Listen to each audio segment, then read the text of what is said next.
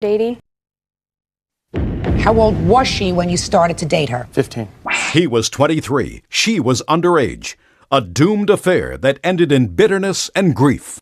She had a sexual relationship with a very close friend of mine. Did you have sexual relations with anyone other than him? No. When you fool around with jailbait, you sort of accept the... Right? Yes. Now, Miss Atkinson, this is your mother? Mm-hmm.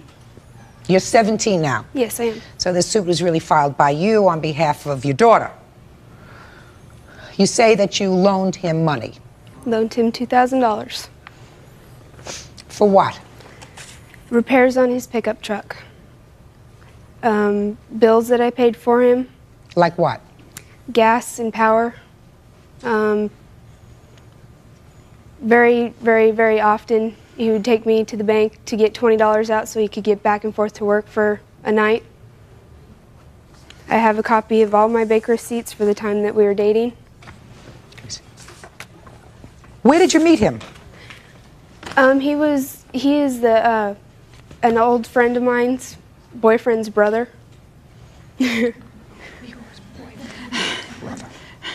Yeah. And we were just introduced one day, and we were friends for about 5 months, and then it went from there. Did your mother know that you were dating him? Yes, she did. Did you think it was a good idea? He wasn't like a normal 23-year-old. He was more like a 19-year-old. Seemed, and they were friends first. That's not unusual.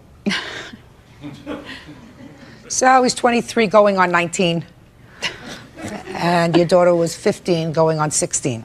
Yeah. So you didn't think it was so terrible. Yeah. Did you know that they were intimate? Not for a long time, no. So you took some money from her? The loan was offered to me.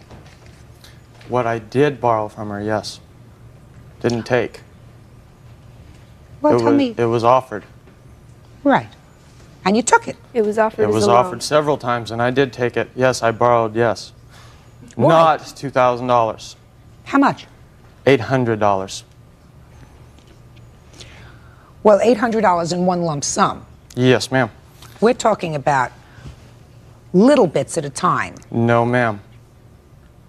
No, ma'am. All the withdrawals listed on there, there's only, I think, one deposit that I made for my birthday on April 8th.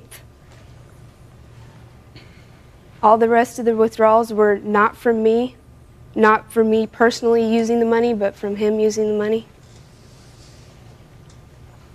You mean using it to go out on a date, maybe? No, to take it and pay his bills, or to, for instance, I bought him a differential. He needed a differential. I loaned him the $150 as a deposit down on the differential for his... Does that sound familiar? No, ma'am. No, ma'am. I've been self-sufficient since I was 18 years old. I've paid all my bills. No. And no, she did not pay no gas, power, or electric bill. She loaned me, which was offered, $800, which I paid back. Now, I don't know where she comes up with this, no. How much did you have in this account when you started dating? To start out with, $2,200. And prior to dating him, had you taken any money out of that account? No, that account was saved up. I've been saving that money since I was 6 years old to go and buy a car when I was 16 or to go to college. So what you're telling me is there were no withdrawals made from that account? None. Zero. Is that correct? That's correct. Step up here, please, with your daughter. When did you find out that she was helping him out with money? The first time I found out about it was his ex-girlfriend left a message on our answering machine telling Kelly that she would never get her $2,000 back, and a few other things she left on. And that was the first time I realized, uh-oh, she's really done it. She's given him some money. And I was afraid she wasn't going to get it back. And when Mom confronted me, I did lie to her because I was trying to protect him. When did you break up with him? When? At the end of August. Why? He put his boot through the window of my parents' truck kicked me in the face with it. Why? Lots of fights. We were in the middle of another fight, and it ended up in a domestic dispute. Did you call the police? Yes, I did.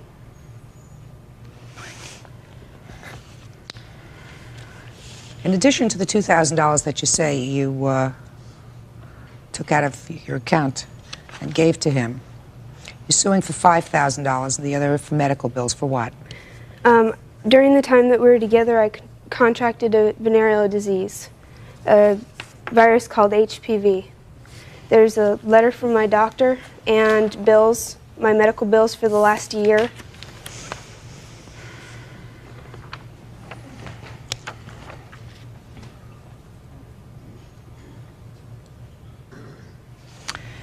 Did you have sexual relations with anyone other than him during this period of time? No.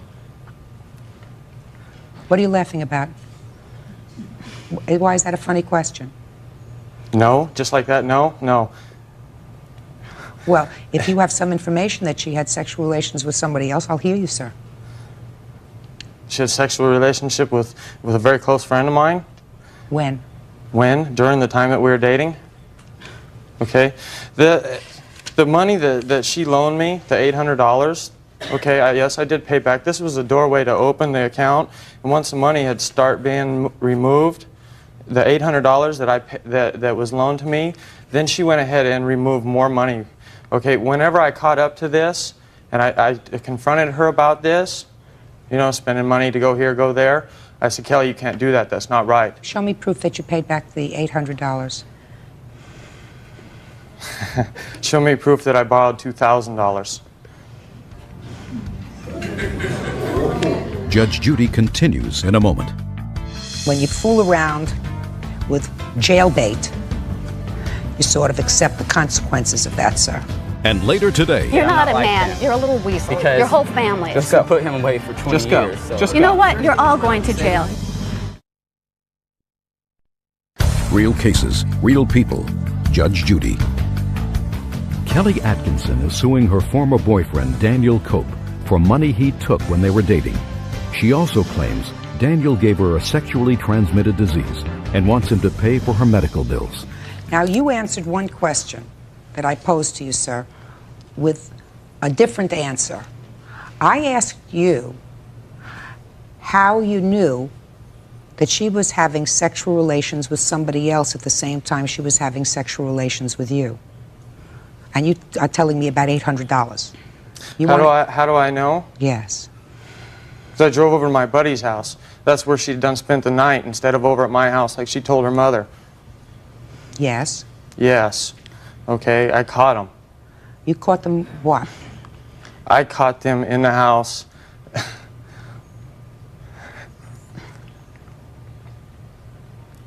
Half dressed. Does that sound familiar to you? No, it does not. Well, would you tell me what he's talking about if you I know? have no idea. Well, tell me about it, sir. What do you want to know about it? She was supposed to be spending the night with you, Yes, Your Honor. and And she wasn't there. she was not there. So you went looking for her? I went looking for her, yes. Well, I'm making this very easy for you. Well, thank you. Good.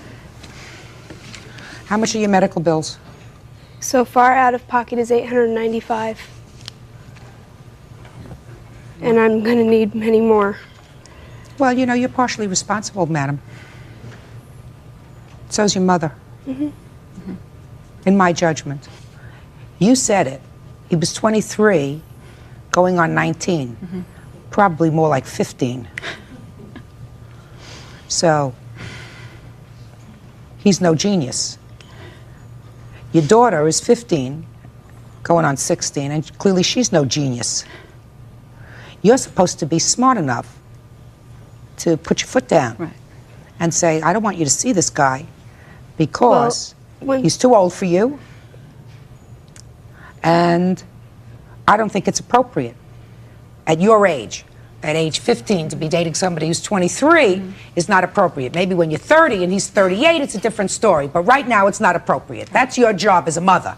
Okay, now whenever whenever Mom did find out about his age and how much we were hanging out together, I was lying to her again to try to protect him. Your mother still says she knew very well that you were dating him, and that she gave her tacit approval because she felt that he was immature enough to be almost a contemporary of yours.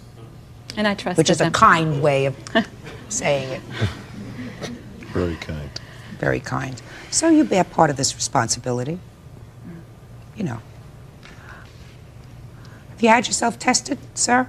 I had myself tested, yes. Good. Do you have the results of the test? I have what they mail me as a card that says you're okay, fine, that you don't need to call us, you don't need to contact us, that you don't need to come in. Let me see. Okay, this does not say nothing, but it's a mailer, all right? Well, it doesn't say anything. What are you giving it to me for? That's the only thing that I do have. Okay, if otherwise I'd have been notified, say, you know, I'd have gotten a phone call saying, come in, we need to discuss this. What made you go here for blood tests, sir? Because I started a new relationship and I wanted to get tested. I wanted to make sure that, you know, before I have an intimate relationship with anybody, that I do not have a problem. Well, this is interesting because this was just done in October. Yes, ma'am, You I stopped have a new seeing- relationship. I heard that already. You sound like a It's- broken it record. was- But you stopped seeing her in August, right? A year ago. A year A ago. year ago. Right. Right? So this doesn't tell me anything because I don't know whether you were tested a year ago and were treated during the course of that year for anything. Do you understand what I'm saying to you? Judge Judy continues in a moment. She'd been having sex for long before I come around. And later today, You're a lying scumbag. Your whole family is that way. Your dad constantly bails you out. Your whole family is that way. real cases, real people. Judge Judy. Kelly Atkinson is suing her former boyfriend, Daniel Cope, claiming he gave her a sexually transmitted disease. Daniel says he knows nothing about it. Mr. Cope, nobody is blameless in this situation. Unfortunately, you are the legal adult and she is the legal minor. And when you fool around with what we used to call, when I was a child, jailbait, you sort of accept the consequences of that, sir. You took out this money. This was your money supposedly for a car, For correct? a car or college, whichever I decided that was Whatever. more important at the time. And so far you have medical bills in the amount of $895. I'm giving you a judgment in the amount of $2,895. I'm saying the following to you. You started off your life wrong. You're supposed to be smarter. You're 17 years old. Your mother is supposed to be smarter. Your mother is supposed to be protective. And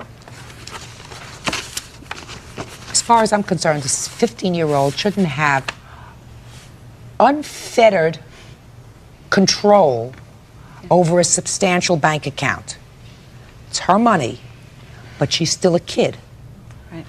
Fortunately, what was coming out wasn't money to buy drugs or other things, but it could have been. So you got to be very, very careful and very vigilant as a parent these days.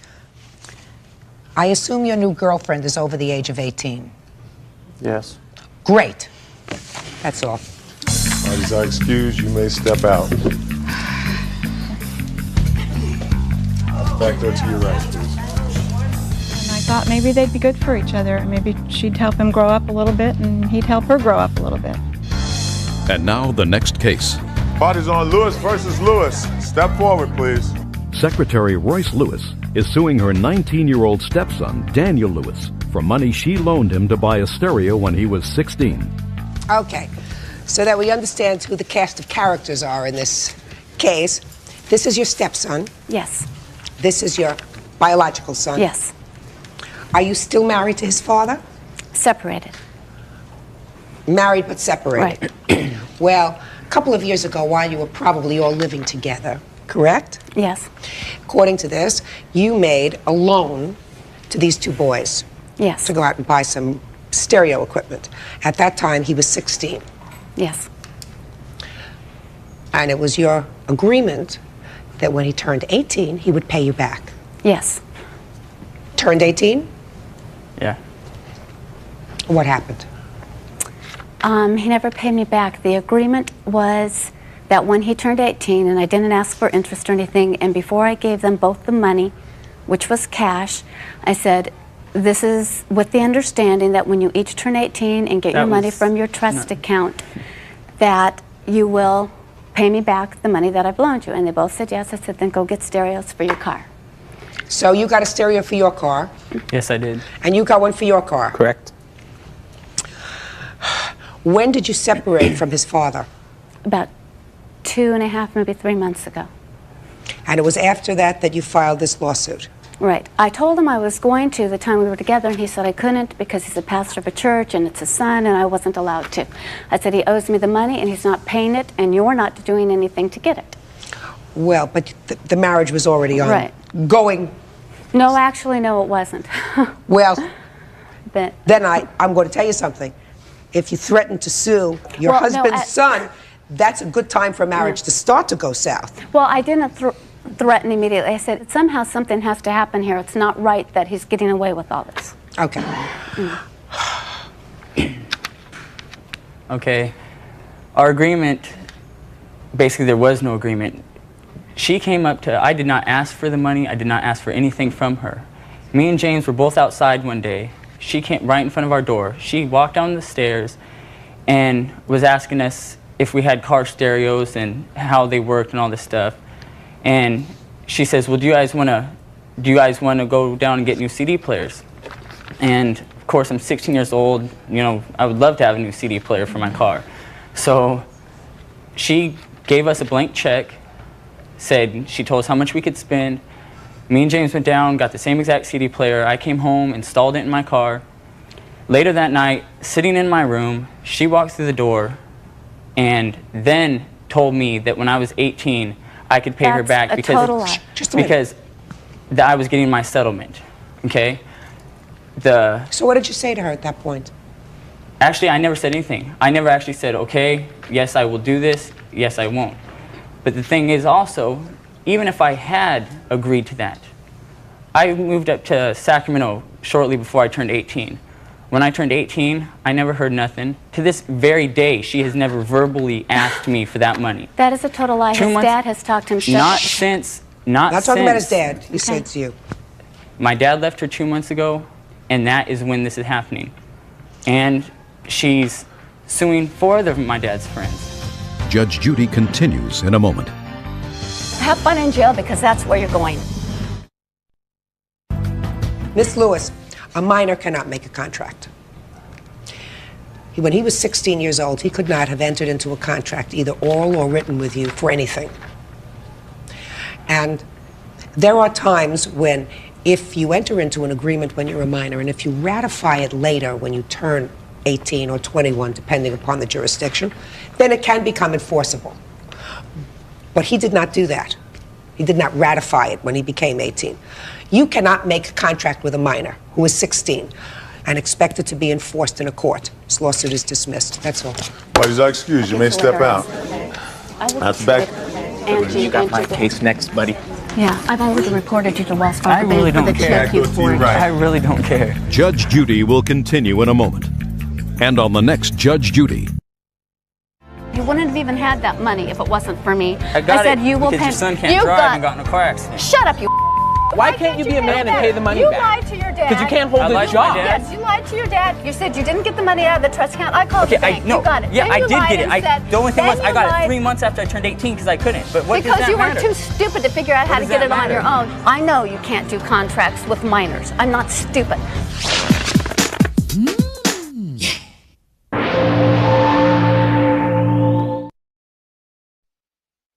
Did you hit your mother? Yes, I did.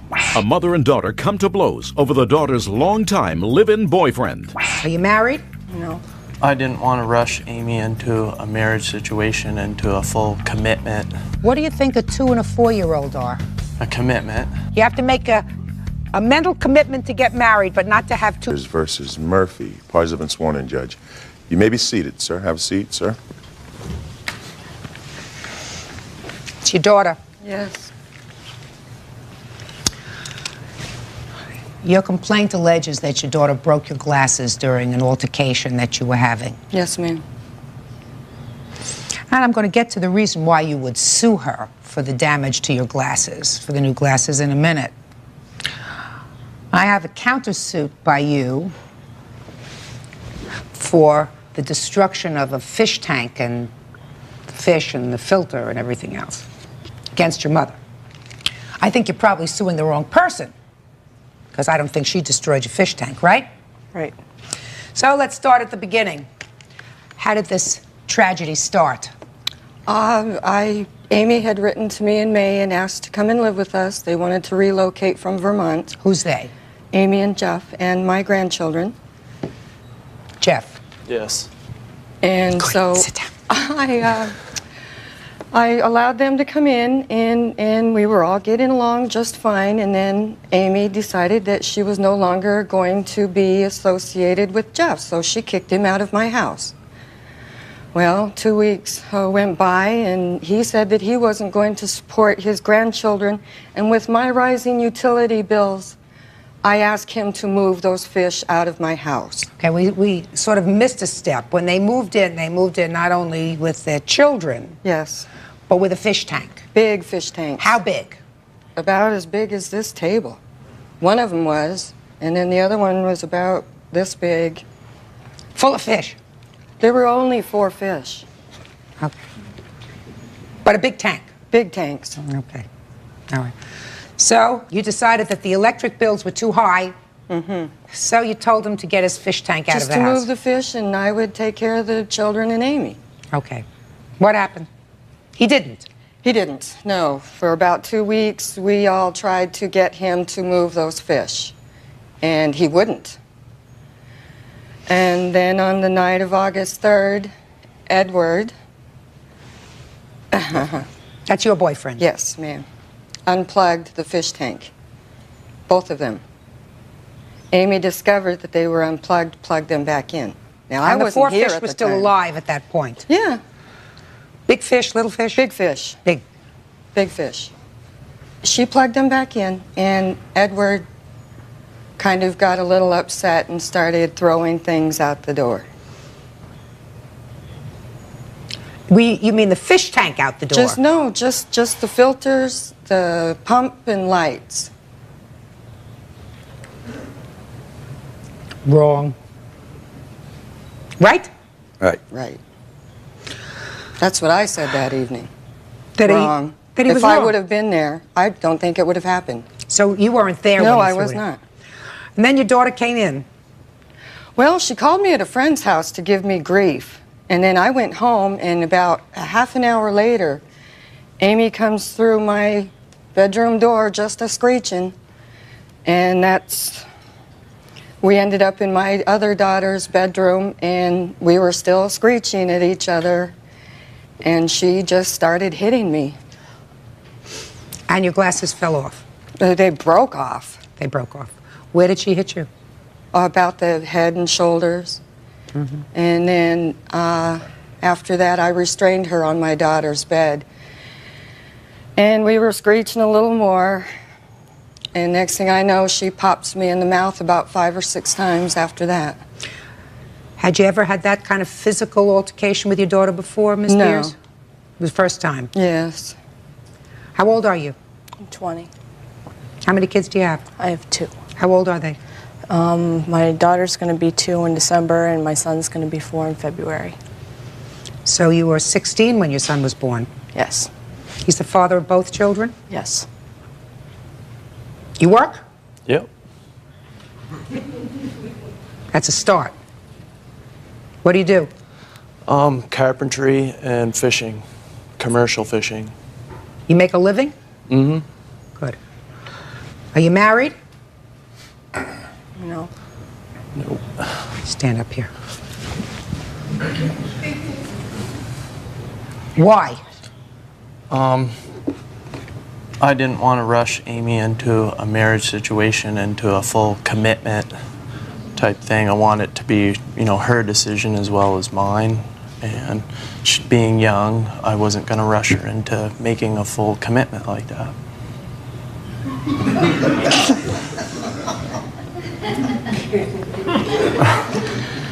What do you think a 2- and a 4-year-old are? A commitment. That's a full commitment. You know, a marriage, you can say, I made a mistake, I put erasers on pencils for a reason, I crossed this out and I move on. You can't do that with 2 children. Always amazes me. I'm not from this generation. From a different time. Different time. You have to make a mental commitment to get married, but not to have 2 children together.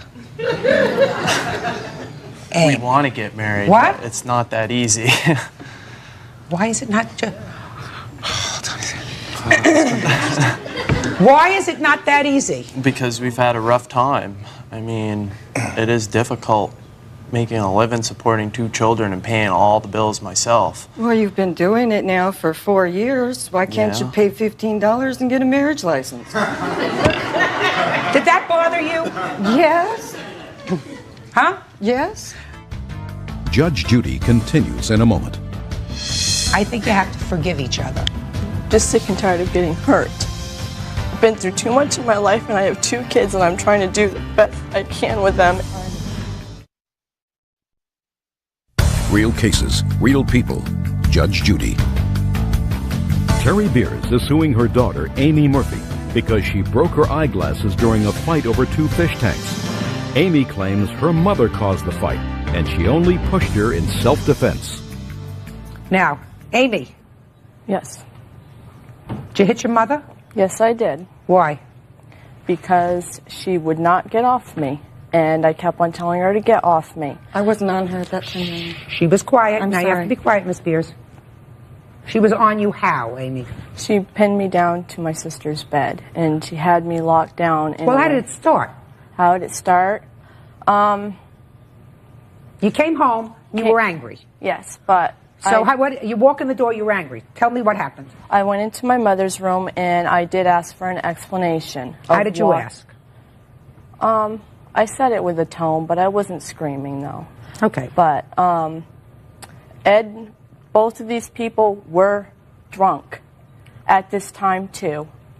And they were screaming at me, and I just come off and I said, you have lost rights to my grandchildren because of this. And I walked out of the room, and I started to go get some clothes for the kids. Ed came in the room first, and he was hollering at me, and he was in my face hollering at me, and he wouldn't back away from me. And my mother came in the room, and I was going to walk downstairs, and she blocked the doorway and said I wasn't going anywhere, little missy.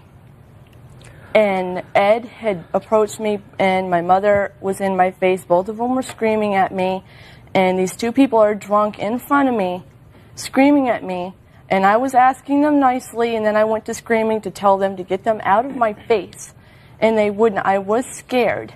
So what did you do, Amy? What did I do? Amy, look at me. Look at me and tell me what you did. I went towards the doorway, and my mother blocked the door, and I backed up, and she got in my face some more. And you pushed her? Yes, I pushed her away from me, but it was a push, just get away from me, please. And she pushed me back. I pushed her, she pushed me back, and I ended up on the bed, and she pinned me there. And I kept on telling her to get off me. I was screaming, I was crying for her to get off me. I have 2 bars in my back, and she was hurting me. And through everything that I've been through in my life, this woman did not deserve to do that to me. Everybody was hot, Amy? Yes, everyone was. Everyone was angry. And you were hot over a fish tank? It wasn't really the fish tank, it was the point behind it. Which was? Was why he did that to my things. I mean... Yeah, he was absolutely wrong. But what did that have to do with your mother? What did it have to do with my mother? Yeah, I called her up on the phone. She was at a friend's house, and she was trying to warn me all along that Ed was going to get angry and he was going to do something, but I never knew what he was going to do. I never, immediately thought, oh, that means he's going to ruin my fish stuff. I mean, I never knew that was he's going to do. My mom tried warning me, and that's what I was angry about. And she just stood right by his side like it was no big deal at all. No, well, she tried to warn you, didn't she? Yeah, she did. I certainly am not condoning him destroying property that belonged to you. Was your property? Mine. Was yours? It was a family project. The kids helped me put it together, and they were all involved in it. And Yeah, it when was we an came back, absolutely the wrong kids thing to saw do. this. The kids saw that. What happened to the fish? Well, eventually they were killed. They were dumped out on the ground. The tank was smashed. And if they waited one more day, we would have found Who did that? Ed and Harold. And I would like to submit that another reason their electricity bill was so high is because Harold put a new air conditioner in his little trailer, and they had 15 things all plugged into one outlet. Of course your electricity bill is going to go right up. Jeff, that's really not particularly relevant. Okay. Your last name, sir? Hutchinson. They may sue you for this fish tank, Right. right? But this lawsuit is against your mother. The countersuit is against your mother's. She didn't destroy your fish tank. You had no reason to touch their property. Exactly. Period. I don't care what it is. First of all, sir, how long have you two been together? 5 years. What you do, and I don't know whether you're in for the long haul or the short haul, that's up to her. Long haul. Long haul? Anybody that would do such a thing, that would have that kind of temper, Miss Beers, I would think about making it a long-term commitment. Well, we're working on it. You got to usually start with them when they're about 3. Oh, well, I know. Right? So, he's past 3. But you see, Ed, what you did affected her relationship with her daughter. My sense is that you had a baby when you were 16, became pregnant when you were 15. There was probably a lot of turmoil in your house. Is that a fair statement? Was your mother supportive of you? No. Well, she let you move back into the house. How could you say that She wasn't did, supportive? but she threw me out when I was 16 years old, out onto the street, packed my sister's things. I had nowhere to go. Judge Judy continues in a moment. You only have one mother. She may not be perfect. And if she's made mistakes as a mother, you're supposed to forgive her. Want to give her a hug? Please. Real cases, real people. Judge Judy. Terry Beers and her daughter, Amy Murphy, are in court after an argument turned violent, leaving Terry with broken eyeglasses. Amy says she was only defending herself after her mother started the fight. How long were you estranged from your mother? Oh, I'd say... Not very long. Year? No, it wasn't that long. Okay. They were still in Maine when my first grandchild was born. Amy, what I'm trying to say is, you know, other people come and go in your life. That's just a reality. But you may get angry with your mother, she may get angry with you, you may have arguments, whatever. But you can usually count on your mother. Bottom line, when all is said and done, more than you can count on anybody else in your whole life. You can count on your mother. Now, what you did, sir, was interfere with that. You ought to be ashamed of yourself. I am. Good. Then you can sit down. That was a good thing to say, so I can't even say anything to you. You are ashamed of yourself. You broke your mother's glasses. Yes, I did. It's a shame, Mrs. Beers, that you came to court with your daughter. I'm surprised that you did. You have a right to. Maybe what you needed was sort of a catharsis to get it all out. Maybe. Maybe that's why you're here. I think you have to forgive each other. Amy, you're 20 years old. 20 years old is hardly cooked for a human being. And you may have lots of anger with your mother. She may have a lot of disappointment with you over, you know, the way things turned out. But eventually it'll work itself out if you let it. You know. Just sick and tired of getting hurt. I've been through too much in my life, and I have 2 kids, and I'm trying to do the best I can with them. We were trying to start over. Yeah, it wasn't good enough. Well, Amy, It's never too late to give it a shot with your mom. So you buy her new glasses. New glasses, what, $200? So that you have. Thank you. But Amy, you have 2 kids. And you have parents, Jeff? Yeah, the kids are with my parents right now, and we haven't seen them since this happened. Haven't seen the children? Nope. Why? Because I've been busy every day working, and we really haven't been able to afford to go back and forth from Vermont, and we want our kids back as soon as we can. So and they're now living we with have your a stable parents? environment, yes. So they're living with your parents? Yeah, they're in their custody. I placed custody of the children with my parents. It's the safest thing to do for them. At the time, that wasn't what it was. It was to hurt you. What? I don't This understand. is what Amy came home and told me, that he was taking the kids away to hurt Amy because he wouldn't take her back. Well, they have clearly had some difficulty. This is true. Judge Judy, yeah. we agreed together to give custody of the kids to my parents, and it was a decision. We decided to take the kids out of Ed and Terry's Well, house then Amy's because it on- was not a fit environment for our children. Well, Jeff, I don't necessarily disagree with you, because I don't think that the kind of environment where you have this kind of hostility is a good place for children.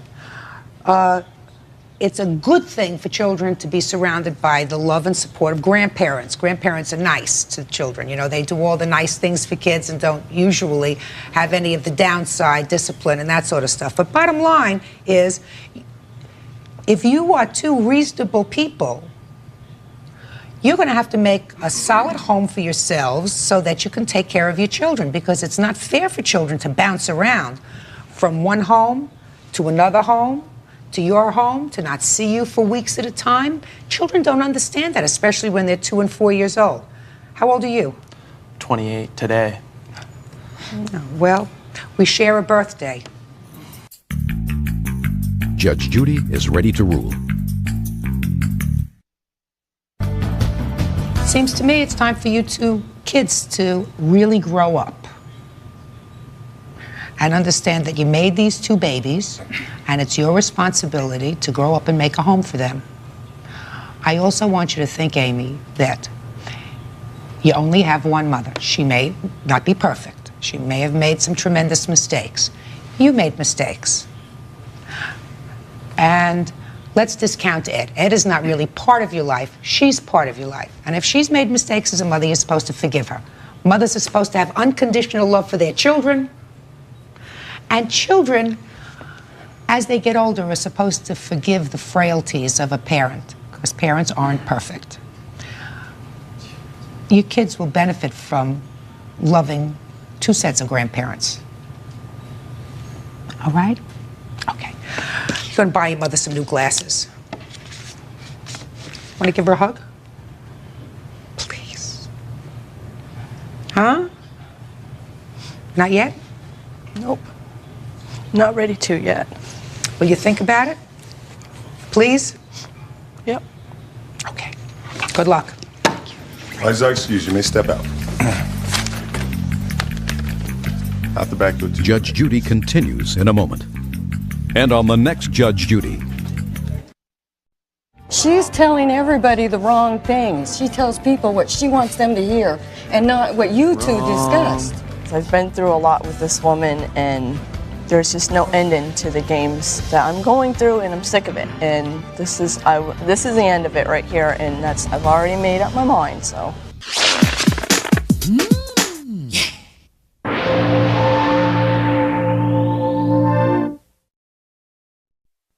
He's kicking it with me and everything. She's kicking it with Yeah, she's hanging out with me. He told her he'd keep their intimate secret from her boyfriend for a price. And he's raising sand. In English. In other words, he's being very hostile. Kicking it, I didn't understand. Raising sand, I don't understand. But I want to ask you if you understand this phrase. She met mortgage broker Mark Taylor in a nightclub and later loaned him money, which he never repaid. Order, all rise. Quiet in the courtroom, please, all rise. Excuse me. They don't care. Judges number 179 on the calendar in the matter of Ramos versus Taylor. I care, Bird. Okay. Parties have been sworn in, Judge. You may be seated. Ma'am, have a seat. All right, Miss Ramos, for some reason that I don't understand that you're going to tell me, you lent this man some money. Yes, ma'am. You say you have a note to prove it. Yes, I do. He says he paid you. No, he hasn't. And that he can prove it. So first, Miss Ramos, you want to tell me why you lent him money in the first place, how much you lent him, and when he was supposed to pay you back. I loaned him $700. When? This was in May. Why? I felt sorry for him. Why? Because he told me that he needed money to pay rent. Well, how long had you known him before you gave him the $700? I met him earlier that month. Where? At a bar. Did you, other than just meeting him at the bar, did you become friends? Did you date? Yes, friends. Just friends? Mm-hmm. From the time you met him at the bar until the time you gave him the $700, how many times did you see him? Quite a few times. 2 times, 3 times, 5 times, 10 times? Probably about 10 times. Where did you see him? I'm trying to figure out why you would lend him $700. Where did I see him? Yeah. I would call him, and then we made arrangements to for my mortgage loan. Is that your business, sir? Yes, it is, Your Honor. You're a mortgage broker? Yes, I am. How long have you been a mortgage broker? 2.5 years. How many mortgages have you brokered? Probably, on an estimate, if the market's doing good, about 10 to 15 a month, if I'm lucky. And you've been lucky? Yeah. Yeah? So what'd you need $700 for from her? Well, what happened, basically, is I met her and a friend at a bar, okay? I was talking to the friend at first, and then I told her, I said, I'm not going to be disrespectful. I'd like to talk to you, but no dice. Well, this continued. We called each other for lunch. We seen each other for lunch, and she's kicking it with me and everything. And she's what? She's hanging out with me. You know, we went to lunch together. We were sitting there talking. Did you say she's kicking it with Yeah, that's just what she's doing. So, you know, to make a long story short, we got to talking about some personal things, and we made an agreement. She said she didn't have to go back to work. We went to the house. We spent the night with each other. Okay, it's not 10 or 15 times. She's at my house every day.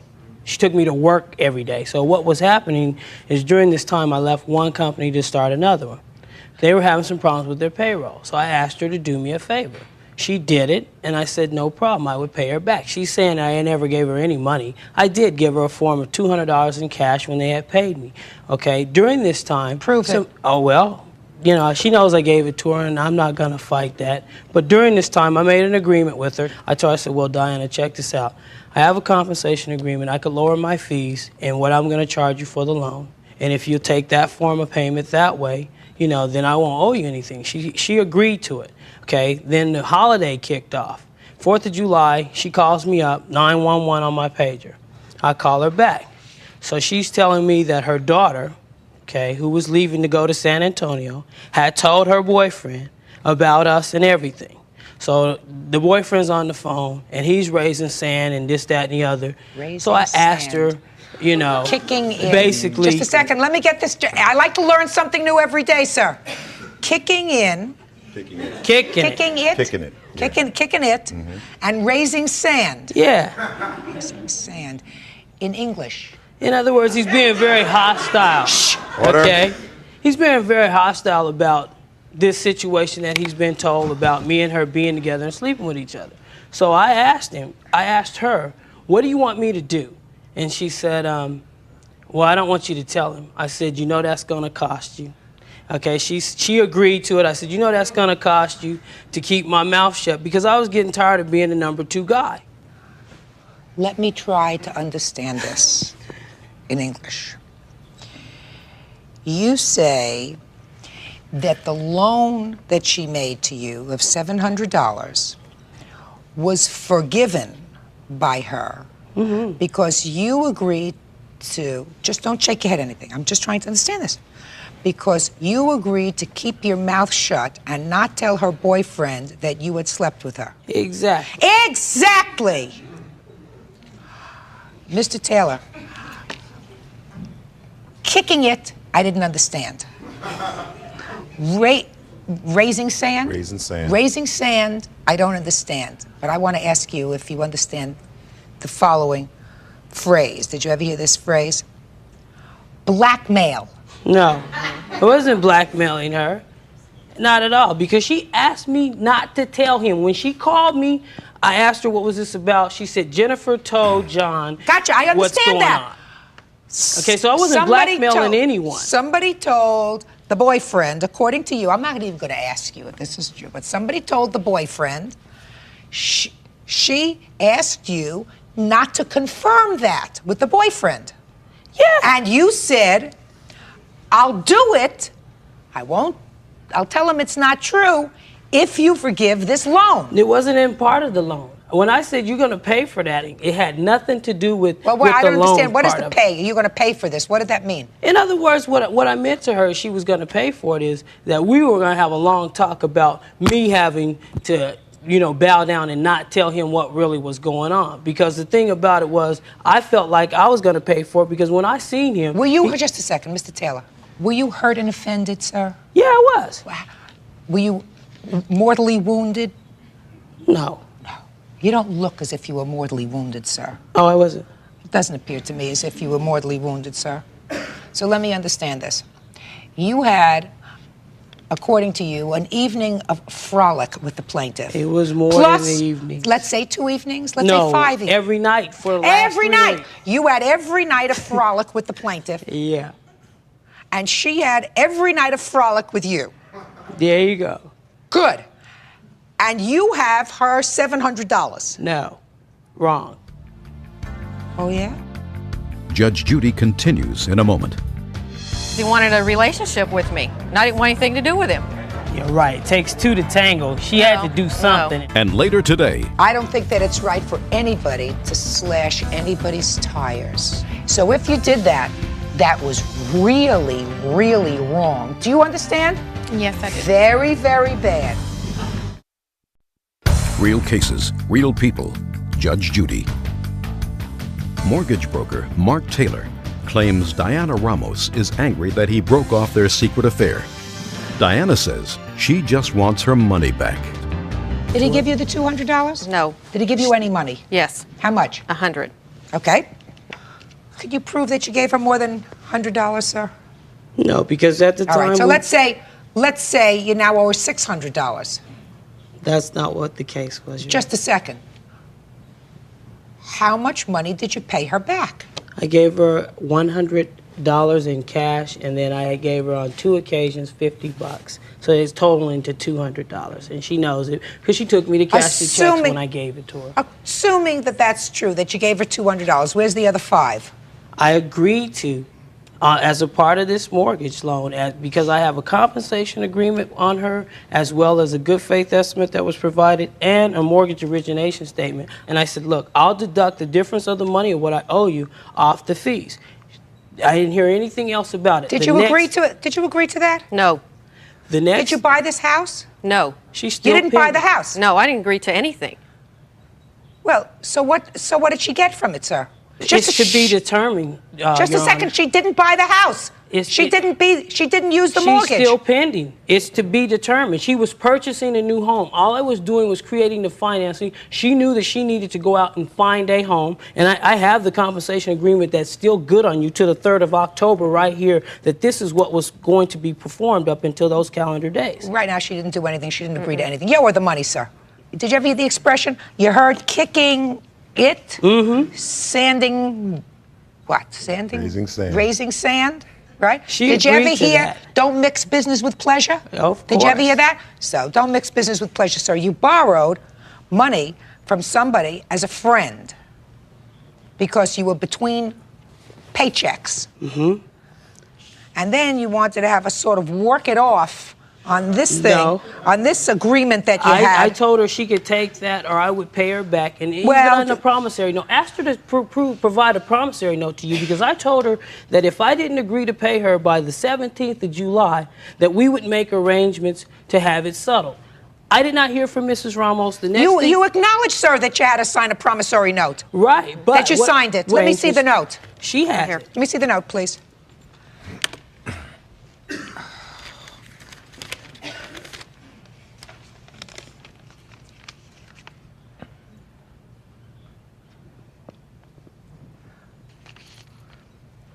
You were supposed to pay her, sir, half by the 17th of July. Did you pay her half? Correct. No. Good. Then you defaulted. That's because she had made other arrangements with me prior to that date. I don't believe you. Okay. Well, I don't believe could you. ask I her. don't believe you. Mm-hmm. I don't believe you. I don't believe you. Then when I was served the paper, she documented on there that she failed to call me. That is not what the case was. She called my place of employment and personally put this through someone else. I called her place of employment, told them, look, we're having a personal problem over something. I would like for her It's not a personal problem, sir. She lent you $700. You were supposed to pay for it 2.5 months ago. You didn't pay for it. And then you started to do a tap dance. You said, I won't tell your boyfriend, but it's going to cost you. No, that wasn't that's the according case. to you. You said that 2 seconds ago, sir. Yeah. B, we'll work it out in this deal. I'll take less in my commission. I'll take less in my commission than I would ordinarily charge you, and we'll call it even. As far as I'm concerned, Mr. Taylor, if a friend lends you $700 in your time of need, you ought to do this mortgage agreement for no commission. No. No, listen to me, sir. For nothing. If you were in a bind, okay. If you were in a bind, as you were, I'm sure that you wouldn't go and ask this lady for money if you weren't really in a bind. And she helped you. That's not how that went off. It would seem to me, that's what you said. You said I was between checks and I needed some help. She volunteered to do it. Judgment in this case is for the plaintiff in the amount of $700. Get him out of here. Parties are excused. Yeah. Step out. You got your money back, but you know you was doing me and doing John at the same time. Ashley, bring him down here. He'll tell you. John, if you get to see this, buddy, like I told you in Texaco, been there, done that, got the T-shirt. Have a good one. And now the next case. All parties on Taylor versus Lee. Step forward, please. 19-year-old Crystal Taylor is suing her ex-boyfriend Fred Lee because he didn't pay his phone bill. He says Crystal slashed his tires. This used to be your boyfriend. Yes, it did. That's past tense. Yes, it's past. Your complaint says you let him put a phone in your name. Yes. Big mistake. I know now. He didn't pay the bill? No, he didn't. He didn't pay a couple of bills. And the total on that phone is now? $967 and some change. And you say? I intended on paying the phone bill, but she came up to my job and slashed 3 of my tires. Mm-hmm. So that's when I decided not to pay the bill, because the three tires that she slashed, the 3 tires that she slashed came up to $340 a piece, which was over $1,200. I read that in your answer, that you paid $350 a piece for tires. Mm-hmm. Why didn't you get some cheaper ones? Hey, don't speak to him. Okay. Bird, I haven't bought tires in a while, and I know about inflation. Did you ever hear of tires that cost $350 a piece? Not on any vehicle I've ever driven. What kind of car is it that you drive, sir? An Acura Legend Coupe, a very expensive car, and the wheels are very expensive too. You mean, when did you buy these tires, sir? May 6th. Why didn't you pay the phone bill instead of buying the tires? Exactly. Shut! Hey! Okay. Do I look like I need help? I would suggest you be quiet. Okay, I'm sorry. If you're winning, you're supposed to be quiet. Judge Judy will continue in a moment. If you owe somebody, you can find yourself a 1965 VW Bug with $50 tires and make sure that your obligations are paid for. Real cases, real people. Judge Judy. 19-year-old Crystal Taylor is suing her ex-boyfriend Fred Lee because he didn't pay his phone bill. He says Crystal slashed his tires. Why didn't you pay the phone bill instead of buying $350 tires for your Acura? the phone bill wasn't due at that time. Yeah, oh. When the phone bill came... No, just a second. The phone bill was over an extended period of time, Mr. Lee. Are you telling me that you paid the phone bill each month and that it was 1 month that it was $967? No, actually it was... Let me see the phone bills. How many times did you pay the phone bill, sir? I paid the phone bill a couple of times, actually. How many is a couple? I don't know, 3, 4, 5 times. Let me see proof I don't of have the it. exact Let me proof. see you. Let me see your proof. At all. All right. Basically, I went tit for tat. The bill came, she slashed my tires. I felt we were even. Let me explain something to you, sir. Okay. Let's talk about her bill, her April bill. Okay. The prior balance that you owed in April was $80. Yeah. Then you had a Pacific Bell charge for $355.21. That's in April. In June, sir, the current charges on your phone were $163. Okay. But the total due was $967.90, with a prior unpaid balance of $804.58. So it doesn't look to me as if you ever paid this bill. Ever. Now, you never paid the bill. I was gonna pay the bill. Listen, did you ever hear the expression, shoulda, woulda, coulda? Yeah. I should have done that. I She could have shouldn't have done slashed my tires. Just a second. Just a second. Did you see her slash your tires? I have a witness. Did you see her slash your tires? I was at work. Good. Doing my job. Listen, I don't think that it's right for anybody to slash anybody's tires. Especially at the amount that I paid. Absolutely right. Now, because that would be, if you did that, She did.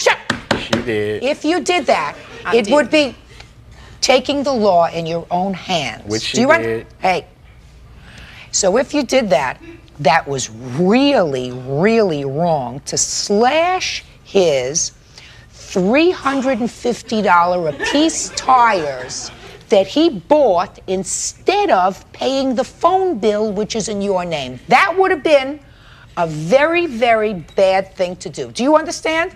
Yes, I do. Very, very bad. But he doesn't have any proof that you did that. He thinks that you did that, but he doesn't have any proof. Why would I tell you I slashed your tires? You told me. I didn't tell you that. I don't believe and that. We're not in court for them tires. We're not in court for that. Miss Taylor, you will be. If you open your mouth again, you're going to be a very unhappy person. Okay, I'm sorry. Judge Judy is ready to rule.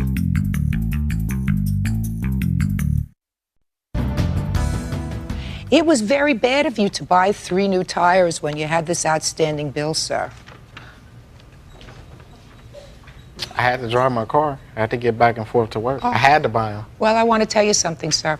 I guarantee you, whatever work you do, I make more money than you do, and I don't drive an Acura with $350 a piece tires. So if you owe somebody for a phone bill that's in their name, you can find yourself a 1965 VW Bug, drive it around, right, with $50 tires, and make sure that your obligations are paid for. The judgment in this case is for the plaintiff in the amount requested, $967. Thank you very much. That's Parties are excused. You may step out. Judge Judy will continue in a moment. And on the next Judge Judy. He was no good. I just want to let all the girls in LA know Fred is no good. That's that. Okay. That's that. I'm very good. I'm definitely somebody else's game. So, all you women in LA, I am single.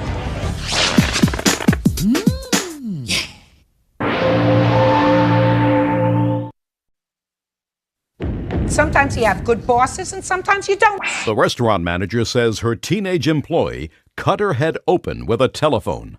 Show me with your mother how that happened. We're pulling back and forth like this.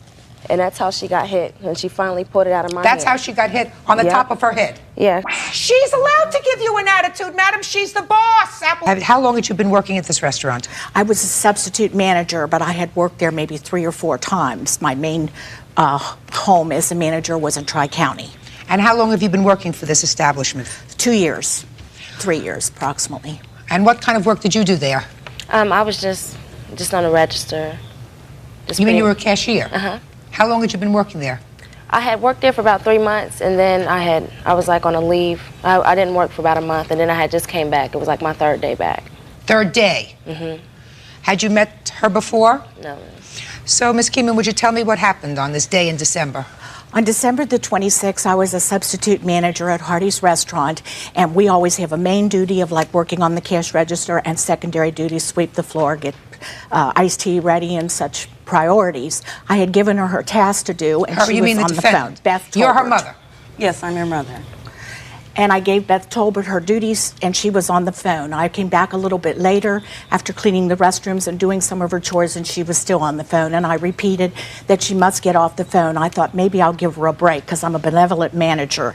And I gave her another chance to please do her duties and get off the phone. She stated she wanted to call her mother, but I don't know who she called. And there was a lot of profanity and a great deal of yelling on front line. As a manager... Okay, so let me stop you right there. Yelling and profanity by whom? Beth Tolbert. And who was she yelling at? Somebody on the telephone telling them what a mean vulgarity word I was, making her do something other than just ring on the cash register. And where is the phone situated as opposed to where the patrons are? The phone is situated by drive-through, and she was on front line. She had to go over and use the phone behind an wall, like, to use the phone. But she was supposed to be on the cash register. That's correct, Your Honor. So she couldn't be on the cash register if she was on the phone? That's correct. Well, after there was a lot of profanity, did she finally hang up the phone? I asked her to please clock out. I gave her a choice. Clock out meaning? Meaning that she should leave the restaurant, and that's all. She would be paid for the day that she could go home. She had a choice, either get off the phone or clock out. So I finally asked her to clock out. I said, if you don't leave, I will have to call the police, because at that point it's criminal trespassing. And we are taught in our managerial duties that you exercise this to the employees, that they do have other duties, and that when they're off the clock they could use the phone, but not when they're supposed to be doing their work assignments. That's my managerial right. And I asked her, I said, would you please clock out? And she went to the cash register to clock out. She said, give me that phone, I'll call the police. And I had it up to my ear and was ready to call the police. And I faked it the first time, hoping she'd shape up and quit the profanity. What do you mean would be faked the it? end. I called the police, but I didn't get to talk to anybody because one of the employees unplugged the receiver and I was talking to no one. And by that time she said, give me the phone, I will call the police. And I saw her heave back with the receiver of the phone, and I ducked. But unfortunately, I did not duck far enough. And I was hit with the phone up here. I didn't want to get it in the eye, and I saw it coming. And there was blood all over in my... Right in the front of your head? Yes, see the scar. Could you step up, please? My eyes aren't as good as they used to be. Likewise. All right, there's about a scar that appears to be about 2.5 inches long. This is the mark right here that you're talking about? Yes, and it was 3 deep, and I had a picture. Did you see this? Did you see the scar on her forehead? No, I haven't. Well, would you step back, Bird? Would you accompany the plaintiff and let the defendant and her mother look at that scar? Step away.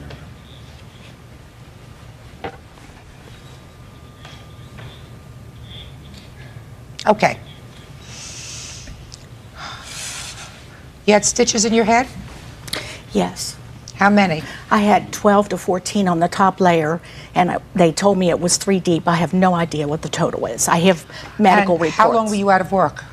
I was out of work. I was told to stay off by 3 weeks. I was told after 8 days. Don't tell me what you were told. Just tell me how long you stayed out of work. 3 weeks? 4, 5 days. And tell me what kind of pain, if any, you had in your head. I have never had headaches in my life, and I have one every day since I have been hit.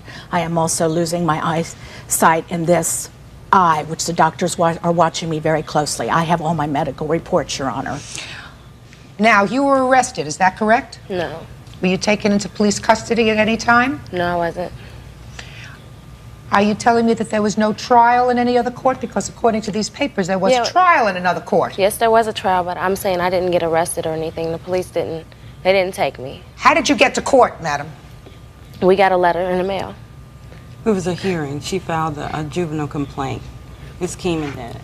And that's where we went to court for a hearing, an assault charge. Okay, well, that's a trial. Hearing is a trial. Yes. It's just that you are 16, is that right? 17. 17? She was 16 when that occurred. All right, let's hear your version of what happened. Okay. When I got there, Phyllis was with another manager there. And she was a really nice person when the other manager was there. And like if you get a break or something, no matter what, when people come in, you have to go back to the register. And so and I had a sandwich, and the whole time I had to keep coming back and forth. I couldn't go. Couldn't go where? I couldn't go to my break. I couldn't eat my sandwich because people kept coming in. So then the manager had finally left, and there was no more. It was like we were completely dead. And I went ahead and ate my sandwich. And then Phyllis, she got mad because she didn't know that I had asked the other manager right before she had left or anything. And so that that's kind of how the attitude started towards me. And the phone rang, and she answered the phone, and it was for me, and she told me I could use it. And I got on it, and Who was on the phone? It was just one of my friends. He asked, "What are you doing?" "Nothing, working." And then she runs back, "Get off the phone now. You can't be sitting here talking about me and all this stuff." And I hadn't said a thing about her. And, I got off the phone. And I was told to sweep behind the counter. So I said, okay. And while I was sweeping and everything, she was over by the bathrooms just screaming something at us. And we couldn't hear her. And, And what do you mean you couldn't hear? If she was screaming, how could you not hear her? We could hear her yelling, but we couldn't hear what she was saying. Judge Judy continues in a moment. She's allowed to give you an attitude, madam. She's the boss, applesauce. Real cases, real people. Judge Judy. Restaurant manager Phyllis Keeman is suing her former employee Bethany Tolbert, claiming she split her head open. Bethany says it was an accident. You said she was screaming at you, but how do you know she was screaming at you if she was screaming at all if you couldn't hear her? No, I'm saying that she was yelling. She was just yelling something towards us when we didn't know what she was saying. And then she came up to the front. She finally came up, and she got directly in front of me, and she screamed it again. And so she screamed what? She screamed to get over and mop this effing floor now. And so I heard her, but I said, "What you say?" Because I was kind of upset because she was right in my face. And so she said, "Yo, you didn't hear that?" And so she repeated it again. And I told her I was sweeping the floor, and I said, you really don't have to speak to me that way. And she said, "Oh, I'll talk to you how the F I want to talk to you," and all this stuff. And so that's when me and her started arguing. And so she told me to clock out. And the thing with that job is that on any hour, there's like a print off that goes off, and it's 5 minutes before and 5 minutes after, and you can't clock out within that 10 minutes. And it was 8 o'clock on the dot, and I couldn't clock out. And I told her, and she said, so she picked up the phone and said she was calling the police. Then she hung up the phone. She got on the phone and said she had an insubordinate employee and she wanted her arrested, and hung up the phone. That's all she said. And so, I kept telling her, I couldn't clock out. She's like, "Get out of here!" She's screaming and everything, acting like I was going to hurt her or something. And I'm like 12 feet away from her. So I said, well, look, I said, you need to call them back and tell them that I have 5 minutes, and I'll leave in 5 minutes, because we have always been we were told that we're not allowed to let any managers clock on our, ringing on our registers. We're not allowed to let anybody clock us out, and no matter what the reason is. So I couldn't clock out, and I didn't know her either, and so I said, well, I'll call them. I said, I'll call them back. And so I went and I picked up the phone. The phone was on the receiver. I picked up the phone. She grabbed me and started shaking me. And that's how we were pulling each other like this. And she finally pulled the phone out of my hand. And that's how she got hit. Show me with your mother how that happened. Let's say your mother is the plaintiff. Show me, Miss Tolbert, because that's what you said in your answer. You just showed me this motion that you were tugging over the phone. So show me how she got hit on the top of the head. Okay, she's shorter than me. It's like the way. Use the cup as the phone. All right. Okay, so this would be the phone, and I'm holding it. And I'm pulling it like this, and she's holding me here. Just. Would you do that, please? What do I do? I grab the phone. Okay, she's grabbing me here and on my wrist. Mm-hmm. And we're pulling back and forth like this. And that's how she got hit, and she finally pulled it out of my hand. That's how she got hit, on the top of her head? Yeah, she's shorter than me. Now, you weren't there, is that right? That's correct, I wasn't. Do you know anything about this case? Yes, ma'am. From your daughter? From the testimonies that I've heard, all of them. I've heard the testimony. I don't have to rely on anybody else's hearing the testimony of the witnesses. I'm relying on common sense. You do not get, if you're struggling over a telephone, a gash to the top of the head that's 3 inches long. You don't get that. I've heard this lady testify. It doesn't sound to me as if this is the kind of lady who is going to use the F word over and over again in speaking to your daughter. I want to tell you that. Just doesn't strike me that way. Now, I have just a couple of other questions for you. You took a leave, you said, from this job for a month. Why? I was sick. What was the matter with you? I have migraines, and I was having some stomach problems and stuff. How many jobs have you had? I've been working since I was 14. So, one job I worked at for 2 years. What happened to that job? I quit. Why? Because it was old to me. I found a better one. Judge Judy continues in a moment. She's a very good actor, and that's what her really job should be. And later today, Just a second. I know what your argument is. I'm very smart. This is not a complicated case. You know, this is not the Scopes trial. real cases, real people. Judge Judy. Restaurant manager Phyllis Keenan is suing her former employee Bethany Tolbert, claiming she split her head open. Bethany says it was an accident. You assaulted this lady. She was your boss. Let me tell you something about bosses. And your mother, who takes your side in this case, even though she wasn't there, better listen very carefully. Life is sometimes not fair. And when you raise children, you're supposed to raise children to understand that there are certain authority figures. Like you start out when you're a teacher in a school. As a teacher in a school, my mother always taught me that right or wrong, the teacher was right at that moment. When the teacher told me to do something, I did it. I may come home and complain to my mother later, but I don't tell the teacher to go take a walk. I learned that when I was 6, and I learned that when I was 20, and I taught that to my children. Is that what you learned, Bird? That's what I learned. And then you go through life and you have bosses. And sometimes you have good bosses, and sometimes you don't have good bosses. And sometimes they're nice people, and sometimes they're not so nice people. But while they're your bosses, listen to them. And if you don't like it, you say, I don't like this job, I'm leaving. What happened with your daughter is you didn't teach her that right from the beginning. Probably said to her, you stand up for what you think is right to your teachers when you're 6 and to your boss when you're 16. It's not what happens. I've gone through life having a lot of bosses that I didn't like, who told me a lot of stupid things. And I knew that they were stupid when they told them to me. I did them until I got disgusted, and then I said, I'm going to find another job. That's what you do. Excuse me, can I say something? Sure. Okay, I had no problem with whatever. When she was telling me to do things, I had no problem doing that. I mean, I've been working since I was 14. I can go ahead and do the work. Are you telling me that she cursed you out using the F curse word? She sure did. I don't believe you. What do you think about that? What I do don't I think believe about you. it? I don't believe you. I mean, just like when you said in your answer, when she said to you, put down the phone or go and sweep the floor, you said to me, what did you say to me? Even though you told me just now that you heard every word that she said, you gave her an attitude. She gave me one. She's allowed to give you an attitude, madam. She's the boss, applesauce. I know she's the boss, but she can't curse at me like She's the boss, applesauce. So you better work really hard because she's got a 3-inch scar. She's got headaches. You had no reason to assault her. She's suing you for pain and suffering, and she's going to get the money for pain and suffering that she's suing for. Judgment in this case is $5,000 for the plaintiff. That's all. Parties are excused. You may step out. I'm gonna whoop her. Out the back door to your right, please.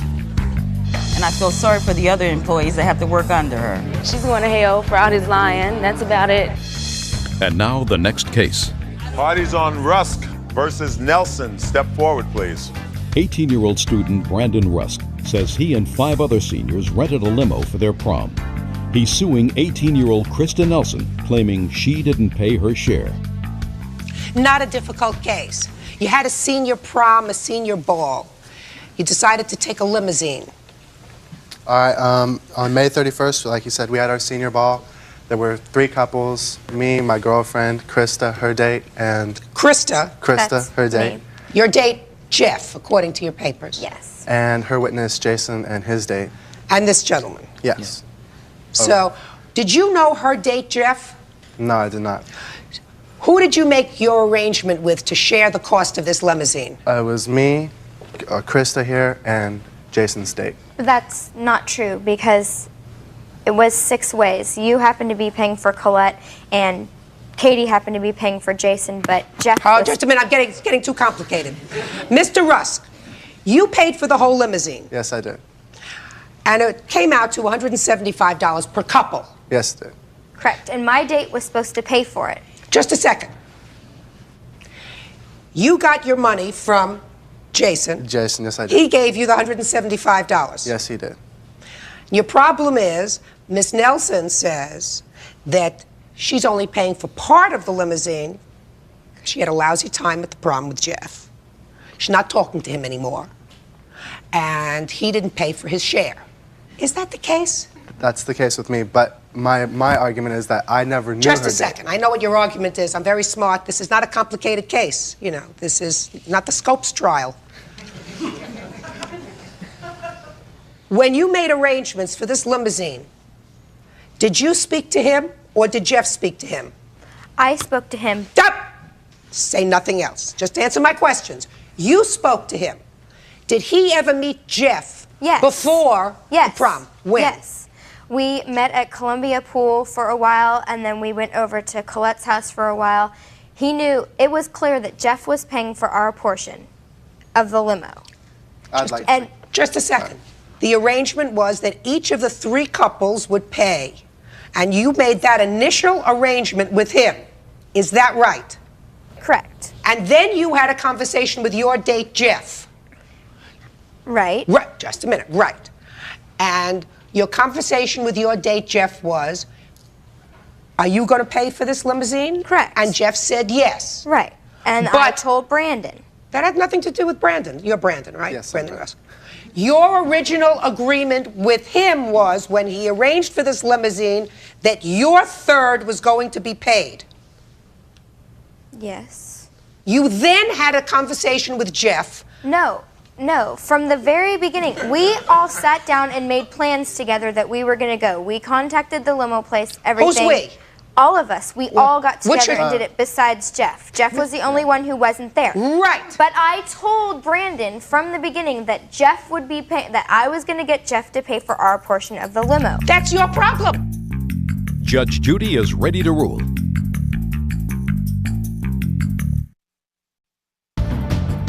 Don't you hear what you're saying, madam? Jeff wasn't there when you made the arrangements. He relied on the fact that you, as his friend, were going to be responsible for a third of it. You later spoke to Jeff, because Jeff wasn't there when you made these arrangements, according to your own statement. Look, you gotta pay for your portion. You wanna sue Jeff? Sue him. He shouldn't be out the money. And I agree. Good. $175 for the plaintiff, that's all. Parties are excused. You may step out. Judge Judy will continue in a moment. And on the next Judge Judy. The night of senior ball, it ended up being a bad experience, and he basically left all night long, and I wasn't with him at all. We went through the senior ball as planned, you know, had a good time except for Krista and her date. But Krista had a good time on her own. And Can we get a hug, Krista? Yeah.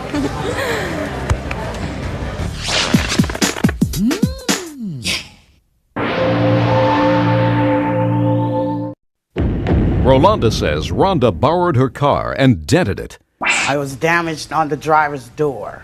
Okay. Are you telling me that you didn't cause the front end damage to the car? No, I did not. Yes, she did, Your No, Honor. I did not. Rhonda says Rolanda took her jewelry. My rings was missing. Now, you have to prove to me that she took your jewelry. This rather complicated case, as simple as I can. You are not related to each other, even though you have the same last name. No. You are neighbors. Yes. She borrowed your car. Yes, she did. And it was involved in some sort of a traffic accident, and it was damaged. Correct. Right? Yes. And you want her to pay for the damage to the car. Yes, I do. She says that while you were babysitting for her, jewelry was stolen from her house. So she's countersuing you for the jewelry. She said, therefore, she doesn't have to pay for the car. Is that this case? Yes, it is. So at least we have one thing that's a given. You damaged her car. Yes. Now, in what month, date and month, did you damage her car?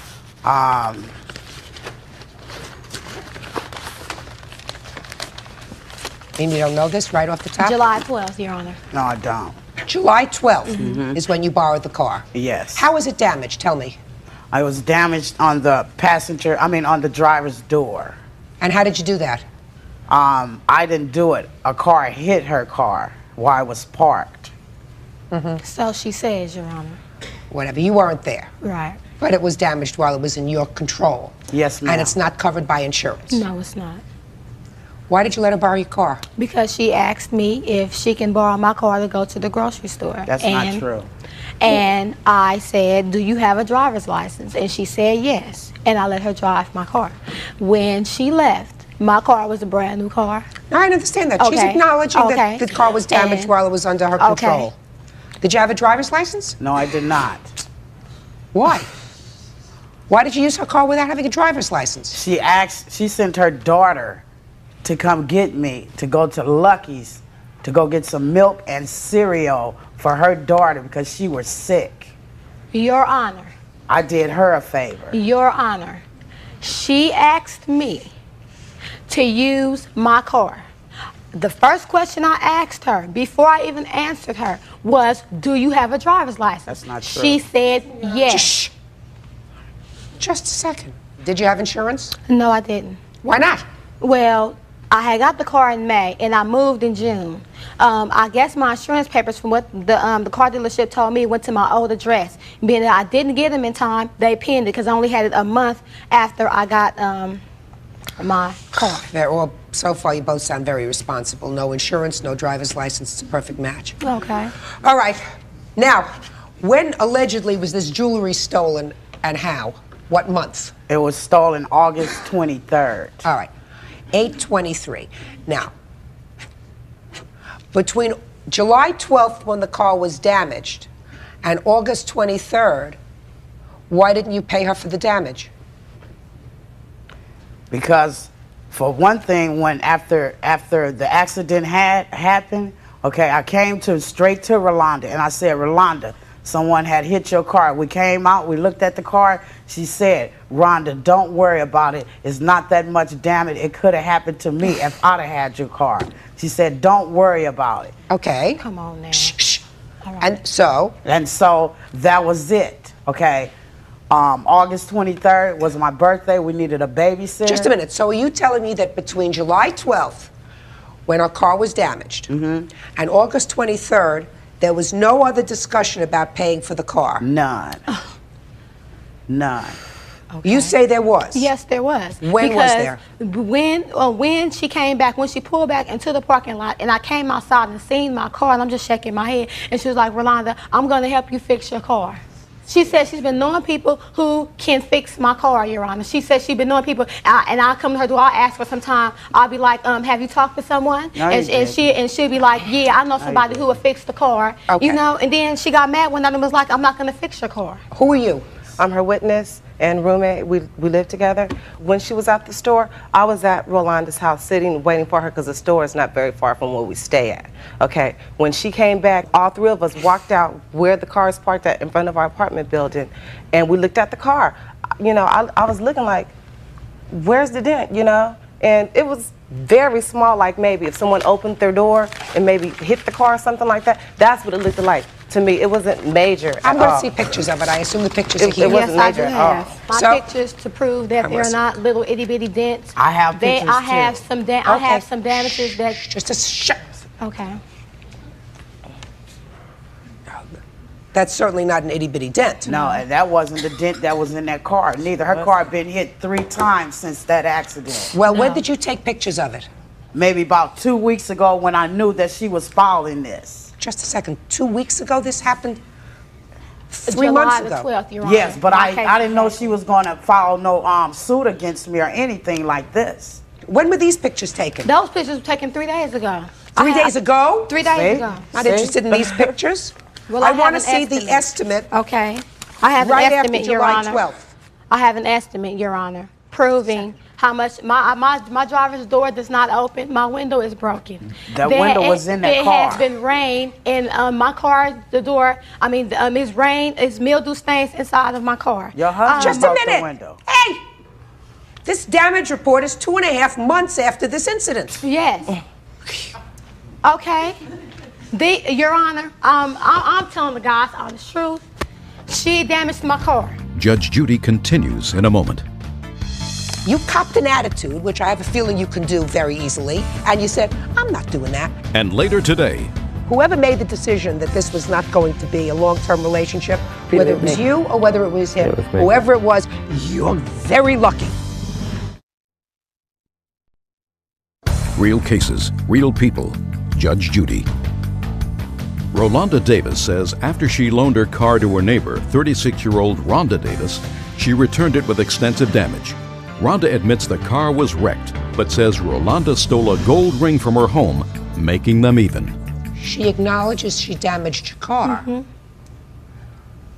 You do not have an estimate within a day, a two, a week after the accident. Right. $1,500 is practically what they charge just to look at a car. One of these car doctors, they come out in a white coat and they look at it. The looking costs $1,500. So we're not talking about a lot of money. The damage that you caused to the car was at least probably $1,500. Yes. If they have to pull it out, they have to repaint it, they have to buff it out. You agree with that? Yes, ma'am. Okay. So $1,500 she's entitled to for the car. Now, you have to prove to me that she took your jewelry. Prove it. Only way that I can prove it is that when we got ready to leave, when I got to the club, Jocelyn noticed that my jewelry was gone. What I did, I immediately got on the phone. I called Rolanda.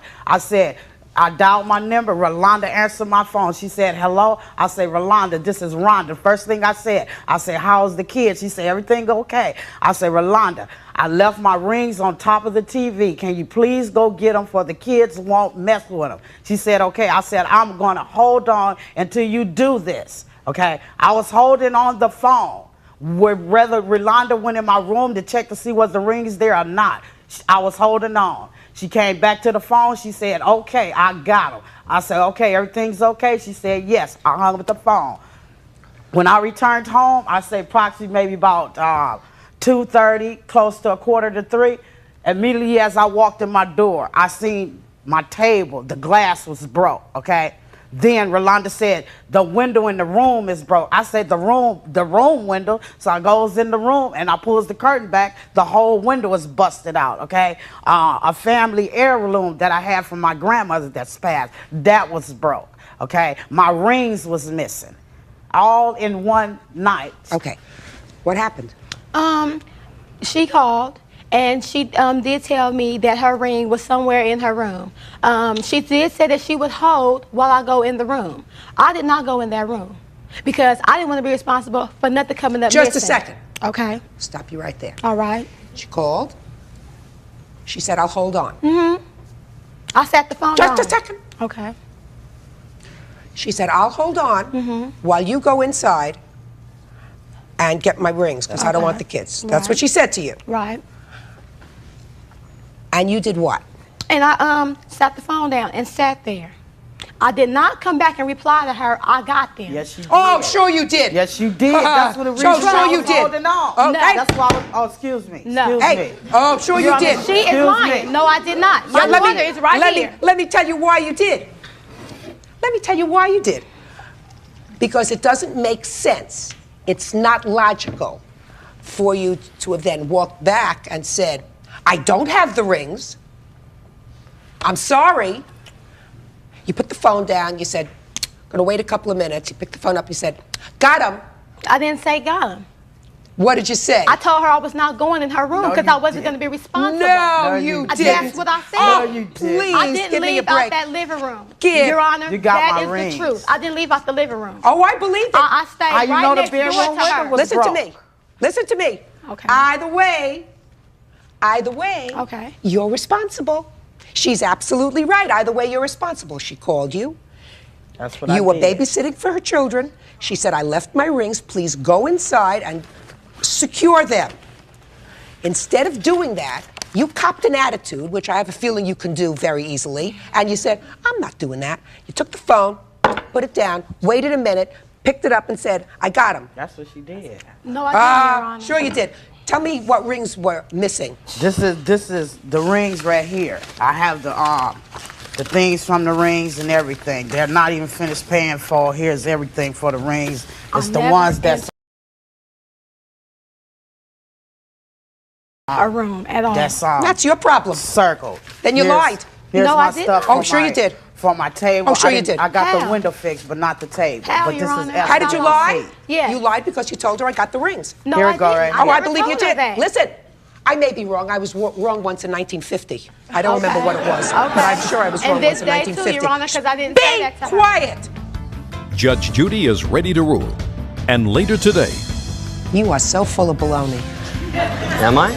You are so full of baloney. But you're a very quick thinker. real cases, real people. Judge Judy. This case is going to turn out to be a wash, you know. Because I believe that you should have paid for the car, for the damage to the car. I believe that's true. And I believe Miss Attitude over here decided that she was tired of asking you to pay for the car and made things sort of even. Your lawsuit is dismissed. Your countersuit is dismissed because they're just for about the same amount of money. The loss of the rings, the damage to her car, it's a wash. with me. That's all. Thank you. Parties are excused. You may step out. Out the back door to your right, please. And now the next case. Parties on Penda versus Crane. Step forward, please. 55-year-old engineering assistant Dee Pender says she bought a computer for 43-year-old Robert Crane while the two were dating. Robert claims he knows nothing about it. While you and the defendant were dating, you claimed that you bought a computer for him, he agreed to pay you for the computer, stopped dating, and he hasn't paid you for the computer. Right. That's simple? Right. He says he doesn't know what you're talking about. You never bought him a computer. He doesn't know about a computer. Is that right? Correct. Interesting. So, how long were you dating before you bought him this computer, and tell me why you did in the first place? Probably about 4 months I was dating him, and he was over that night, and we had talked about that I might get a computer. And I was on the phone, and he came in, and he says, "Oh, you're ordering a computer?" And I said, "Yeah." He says, that's not right. "Could, Sure. do you think I could get one too?" And I said, "Well, I'll ask." So I asked, and she said, "You can buy as many as you want." Well, where were you ordering these from? Through my company that I work for. Were you getting a good deal on them? Yes. Is that the idea? Yes, uh-huh. Go ahead. They offered them to the employees only. And she said, yes, I could get as many as I wanted. I said, okay. He says, well, put it on your charge for me, and I'll pay you back next month. Fact is, he says, I'll pay the whole bill off. And I went, shh, wait till I'm done. So I finished ordering 2 computers and got off the phone. He says, yeah, he says, I'll pay the whole bill off. Everything on your bill I'll pay off. Yours and mine and anything else that's on there. He said, I make plenty of money. He said, no problem. And I said, no, you pay what you owe me, I pay my own bills. How much was the computer that you bought for him? In the end, by the time we got the everything on there was $1,943.55. That's what it finally came to. Okay. So he comes over and he says, I make $15,000 a month. Here's my check stub, I'll show you. And I looked and I went, whoa. And he says, yeah, I make plenty of money. Don't worry, I'll pay the whole thing. I said, no, just pay your bill. That's all I want. And so the bill came in, and he says, well, the next month, he says, I'm a little short of cash. Can I just make the payment this time? He said, actually, I'll pay it when my tax check comes in. He said, that'll be in the next week. And I said, okay. I said, you know, pay $100 on this. Okay. So Did he give you $100? Yes. Yes, he paid me $100. Well, let me ask you this question. Have the computers been delivered? Oh, yeah. Oh, yeah, they were delivered the next month. Did you talk to him about his computer? Oh, yeah. He said, yeah, he liked it. He thought it was great. What kind was it? A Micron? Micron, I believe. Here it is right here. Okay. And which credit card did you put it on? My Citibank Visa. Okay. There's a little note here that he left tagged on my car after he moved out in the middle of the night. in his handwriting saying, "I will pay you." He put this on my Let me car. have I it, put the please. date up there of the Good. day he left it on my car. Let me have it, please.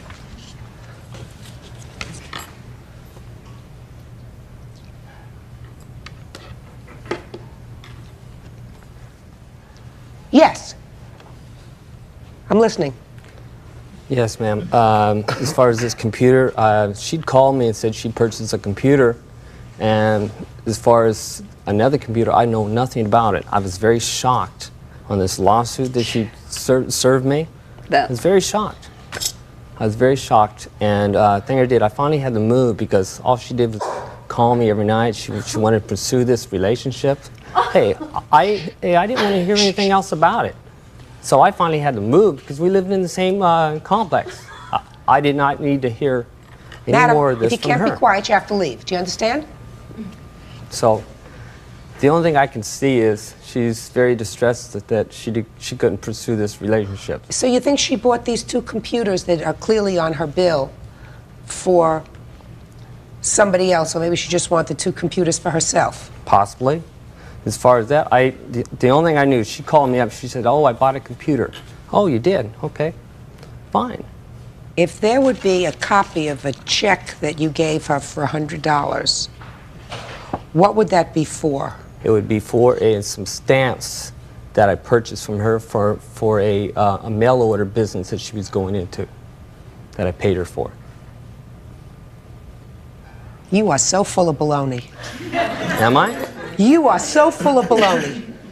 But you're a very quick thinker. I'm not full of You're a very quick thinker. I don't have a check for $100, a copy of a check. But still, I just that wasn't wanted for- to that figure out, wasn't to for- see what your answer would be. Sure. If you thought I had a copy of a check. That's what it would have been for. Oh, God. Must be smoking something real good. Judge Judy continues in a moment.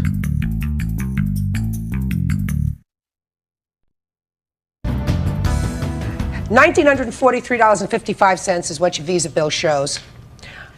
Does very fancy footwork, Ms. Pender. You're very lucky that whoever made the decision that this was not going to be a long-term relationship, whether it was you or whether it was him, whoever it was, you're very lucky. Yes. Earth to Mr. Crane.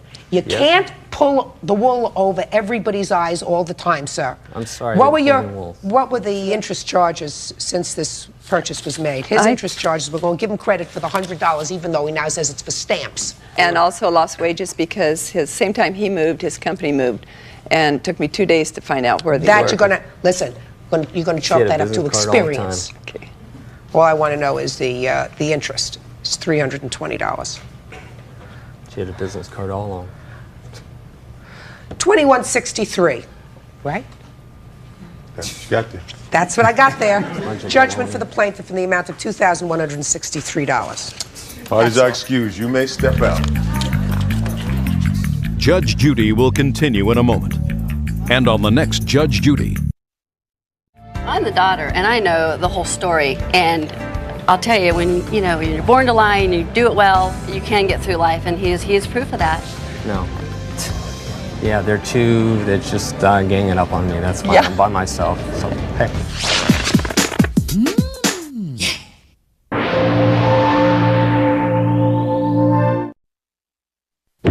She disliked me due to my relationship with her now ex-boyfriend. Audra wanted this photo in the yearbook, but says a love rival deliberately used a bad picture. Let me see the picture. I sort of like this one better than this one. My eyes are half shut. I was really picturing something that looked... Sullivan Rice is suing Sarah Gardner, the editor of their high school yearbook, because she says out of jealousy, Sarah deliberately used an ugly photo for her senior portrait. Order. All rise. Quiet, please.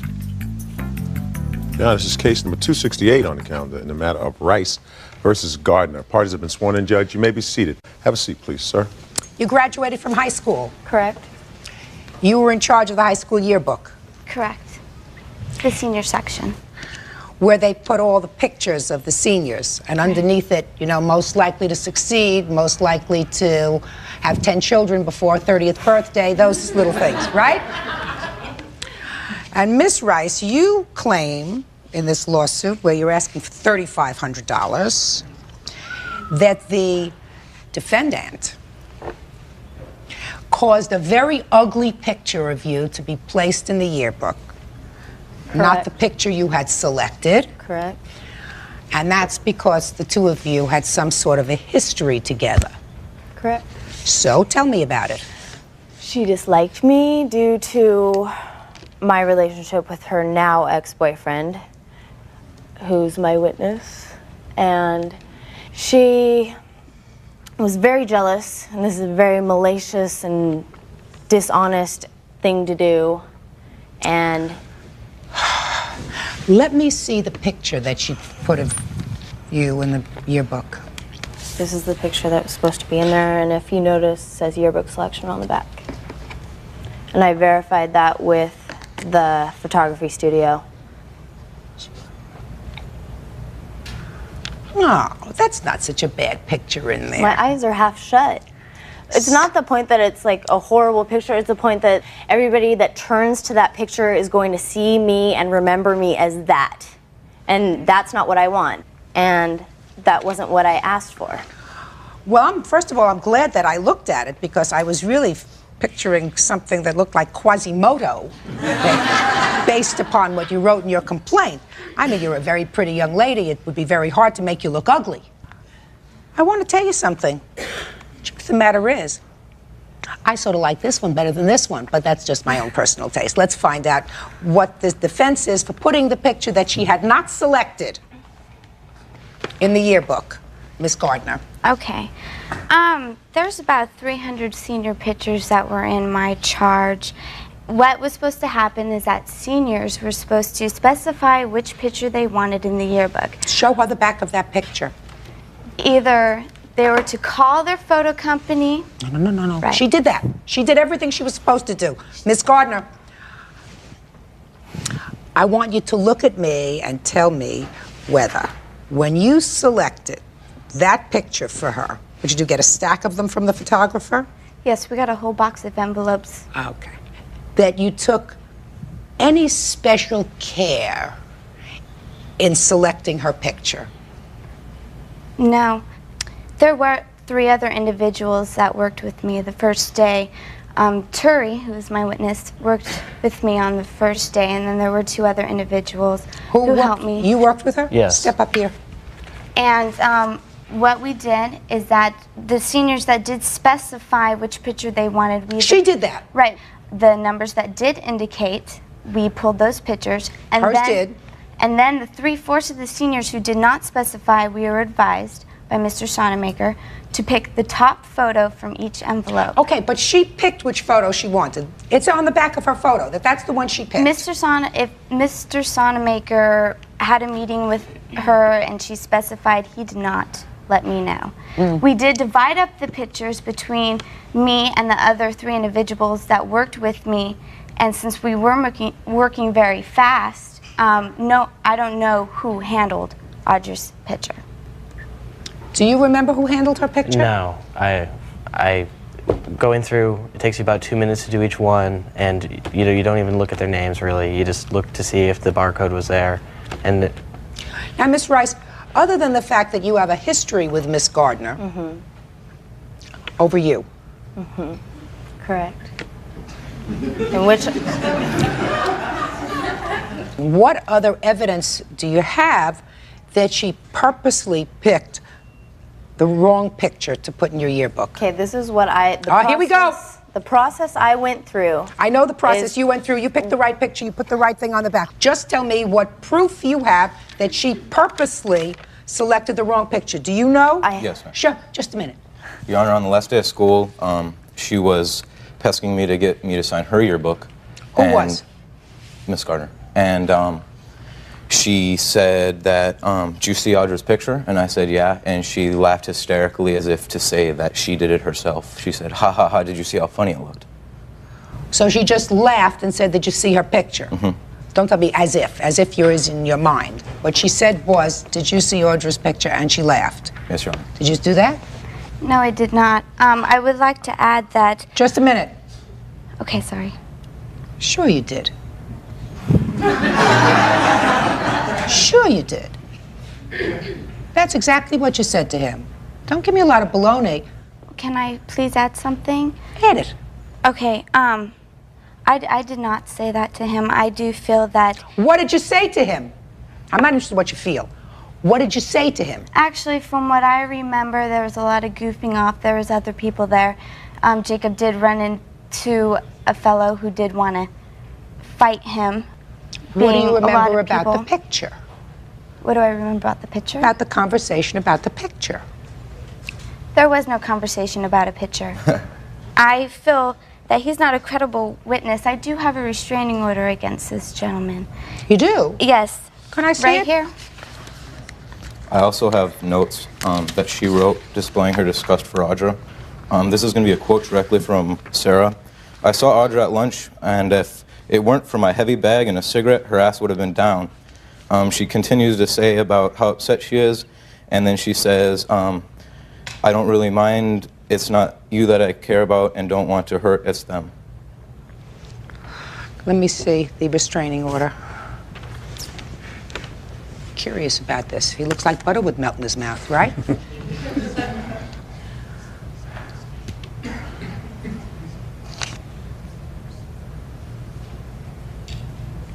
Why did you get an order of protection against him? I was being stalked. There were times when he's tried to strangle me. Coming to my house late at night, I felt very unsafe. And you had a hearing on this, a trial? Yes, I did. Were you represented by an attorney at this trial? He did not show up. I was in Utah. What were you doing in Utah? I went on a road trip with my parents. You mean you knew you had a court date and you didn't show up? That requires an answer, sir. Yes, Your Honor. That was pretty stupid. That was pretty stupid. How old are you? 18. Did you tell your parents you had a court date? Yeah, when we were in Utah.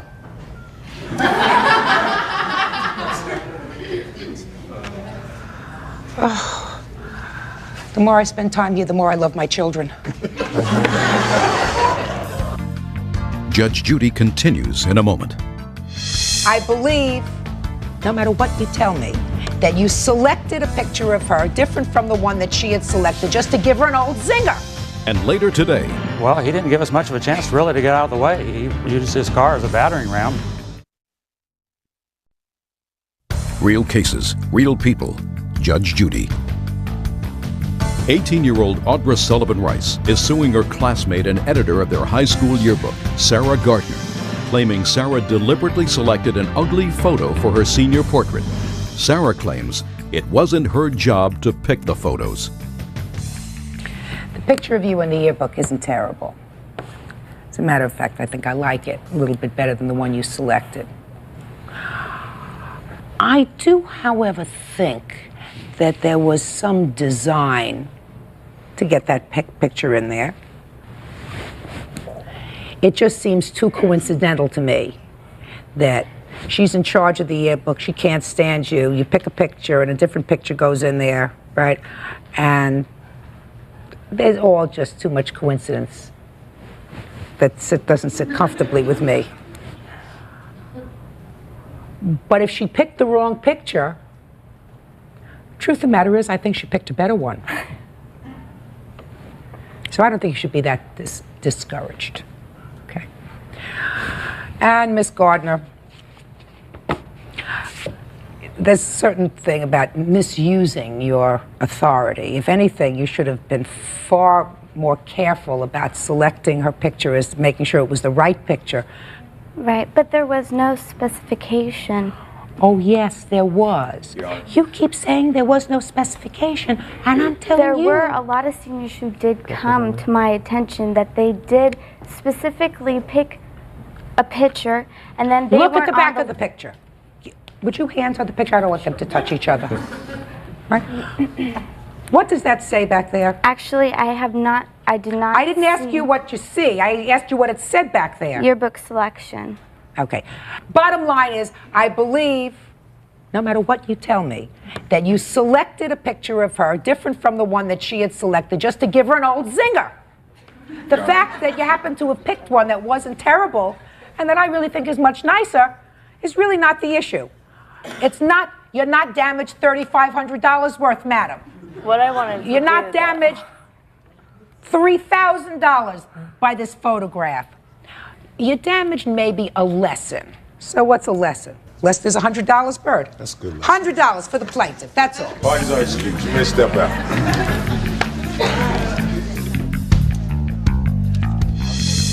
And now the next case. Party's on Gorman versus Siemens. Step forward, please. Mike Gorman says, while attempting to retrieve a package during a UPS strike, picketer Don Siemens pounded his sign on the hood of his car, causing severe damage. All right, Mr. Gorman, you were expecting an important package that was to arrive, unfortunately, during the UPS strike. That's correct. And you had to go and pick that package up at the warehouse, correct? Yes. Your complaint alleges that when you went there, the defendant was one of the strikers, he was online, and he damaged your car. That's correct. You want to tell me what happened, please? Yes, actually, I made arrangements to have the package shipped to me by FedEx because of... Listen, sir, I got other cases to do today. I understand. At some point, you had to go and pick up your package at the UPS warehouse. That's correct. You're in your car. I'm in my car. And you're driving there. Yes. And what do you see? The strikers were blocking the returning trucks, and I circled the block numerous times until the police finally arrived. I went in with the returning trucks, picked up my package, and when I left, I knew it was going to be trouble. And several of the strikers were marching very close and impeding my exit. And they started jumping on the front of my car and on the trunk. They were pounding on the windows, cursing at me, chanting slogans. I inched along, and the police finally came over and removed the people on my car.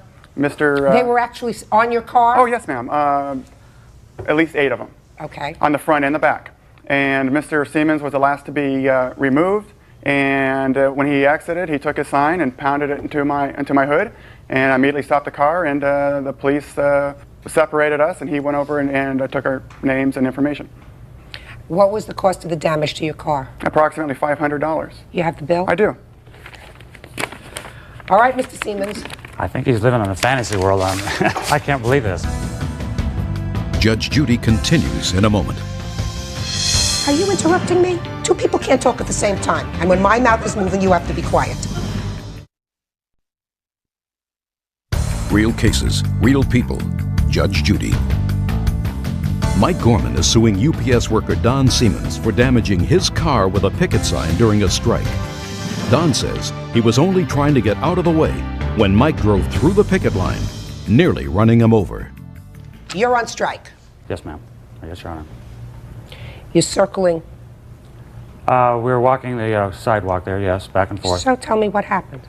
Well, he didn't give us much of a chance, really, to get out of the way. He used his car as a battering ram and knocked us, some of us out of the way, myself onto the hood, and trying to get off of the hood the best I could. I guess my sign hit his car somehow. What were you doing in front of his car? Well, we were on the picket line. No, what were you, not wait. Oh, I'm sorry. What were you doing? I'm sorry. Listen, you're walking around with a sign, Mr. Siemens. Back You and see forth. his car. You have several choices. You can either move to the side and make way for him to leave. He didn't give us enough time, Your Honor. No, I didn't, honest. There was about 20 of us out there, 15 to 20 of us. And he hit 5 or 6 of us. Jason was there to contest it. Can I say something, Your Honor? Sure. Okay, we were ordered by our union to go on strike. We're all in front of the building striking. The plaintiff comes, he did not even slow down. He almost hit 3 of us when he was coming in, did not slow down. I don't know where he's getting this. Oh, I inched in, inched out. He didn't do anything. Okay, so when he's coming out, we have more people come out to block him because this is ridiculous. The fact that he came in and almost ran us over. I mean, we're pedestrians. Just a second. All right. You just said a very important thing, sir. You said you had a lot more people out there to block him. That's what you just said. Well, we set it up. Just a sec. Hey, that's exactly what he said, sir. He said there were people blocking him, cursing at him. Right? Mr. Cronky, We were telling him to stop. you were telling him to stop what? Because I was right in front of his car, and we were telling him to stop because he was running me over. His bumper was pushing right into my legs. Why didn't you just walk away, Mr. Cronky? Because he was already running into me at the time, Your Honor. No, Mr. Cronky. My recollection of the UPS strike was that there were managers driving the trucks, correct? Well, while the policemen were there. Yeah, yes, is that correct? Yes, management. And is it also correct that they were being heckled, for want of a better term, as the trucks were going in and out? We were just stopping them from doing their course of business. We were Just setting up a picket line. You were stopping them Yes, we were not from going into their building. Isn't that the whole purpose of a picket line? Yes. Isn't that the purpose of a picket line? Just No, sir. We're disrupting. No, sir. That's not the purpose of a picket line. Let me ask you this question, sir. Do you believe that if this gentleman was going to pick up his package and he had a clear path to go He into... didn't have a clear path, Your Honor. Are you interrupting me? Two people can't talk at the same time. And when my mouth is moving, you have to be quiet. Do you think that if this man, who was doing nothing more than going to pick up his package, got there, saw your picket line, and there was a path for him to go in, pick up his package, and come out, we would be standing here today? No. He went in about 30 miles an hour also into the driveway. And on the way out, there were more pickets for him to go through. There were, What right does that give him to run into us, Your Honor? I don't believe, sir, that he ran into you. I believe that you were blocking him. Why? That's what he just said. They brought out a whole bunch of other people to block him. I believe That's what your I was a witness just said to me, pedestrian and Mr. Siemens. We walked back and forth the street. That's what a picket line's for. I believe at the time I was a pedestrian, an automobile hit me. Yeah, Is there something right with that? That's what you believe? Yeah, what right does That's that... what you believe? How many people were out there on the picket line by the time he came out? Approximately 20. Okay, so there are 20 people, and he's one person in his car. Do you think that that's intimidating with people yelling and screaming and cursing? You think that that's intimidating? You can't tell me that you weren't yelling at the people who were going into... No, ma'am. Mr. Siemens. We were not yelling. He wasn't there for any other purpose than to pick up his package. We had no And idea. run over a few people. That's all right. Well, run over a few I don't see how that gives him people. the right to run over, to hit us. Judge Judy is ready to rule. You have no right to inhibit him from going to pick up his package in any way. What if it contains insulin for his baby that he needed? You didn't give a damn. It didn't make any difference. did. What was in this package? Excuse me. It could have been penicillin, it could have been a heart transplant, it could have been anything else. The fact that it was, what was it, computer equipment or something? It was an item I needed for my business. Your business was impeding business as usual for UPS. That's a legitimate thing to do as far as a strike is concerned, letting people know you're on strike, that you have a grievance. He's an individual citizen and he has a right to go and pick up his property. And if he chooses to go through your picket line, he chooses to do that. That's his choice. And you have no right to impede that. You owe him $461.85, which was the cost to fix his car. That's all. Parties are excused. You may step out. Out the back door to your right, please. Judge Judy continues in a moment. And on the next Judge Judy. She told you that the baby was yours? That's correct. He always believed baby Holly was his. He even tattooed her name on his shoulder. Did you hold the baby? Yes, I did. Did you feed the baby? Yes, I did. Did you take the baby out? Yes, I did. Did he? Yes. What about the father of this child? Sandoval says his former girlfriend, Sandy Gentry, 23, falsely led him to believe that he was the father of her child. When he discovered he was not the father, he filed a $5,000 suit claiming emotional distress. Order. All rise.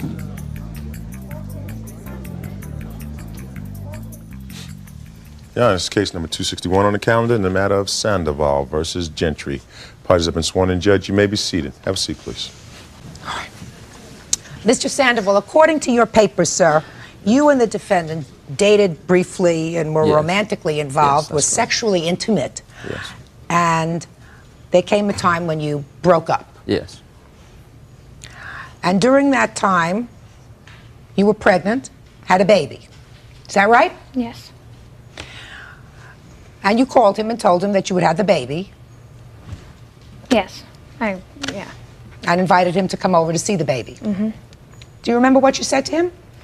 Yes, when we were at my house, I had told him that I had been with another person, but I was pretty sure that he had been the father because I had used a condom with the other guy that I was with. So I let him know straight up that I had been with another guy. So. Did she tell you that, sir? No. She never told you No, that? she did not. That doesn't make sense, madam, that you would tell him that when you invite him over to see the baby and say, listen, this could be yours and it couldn't be yours. In any event, she told you that the baby was yours? That's correct.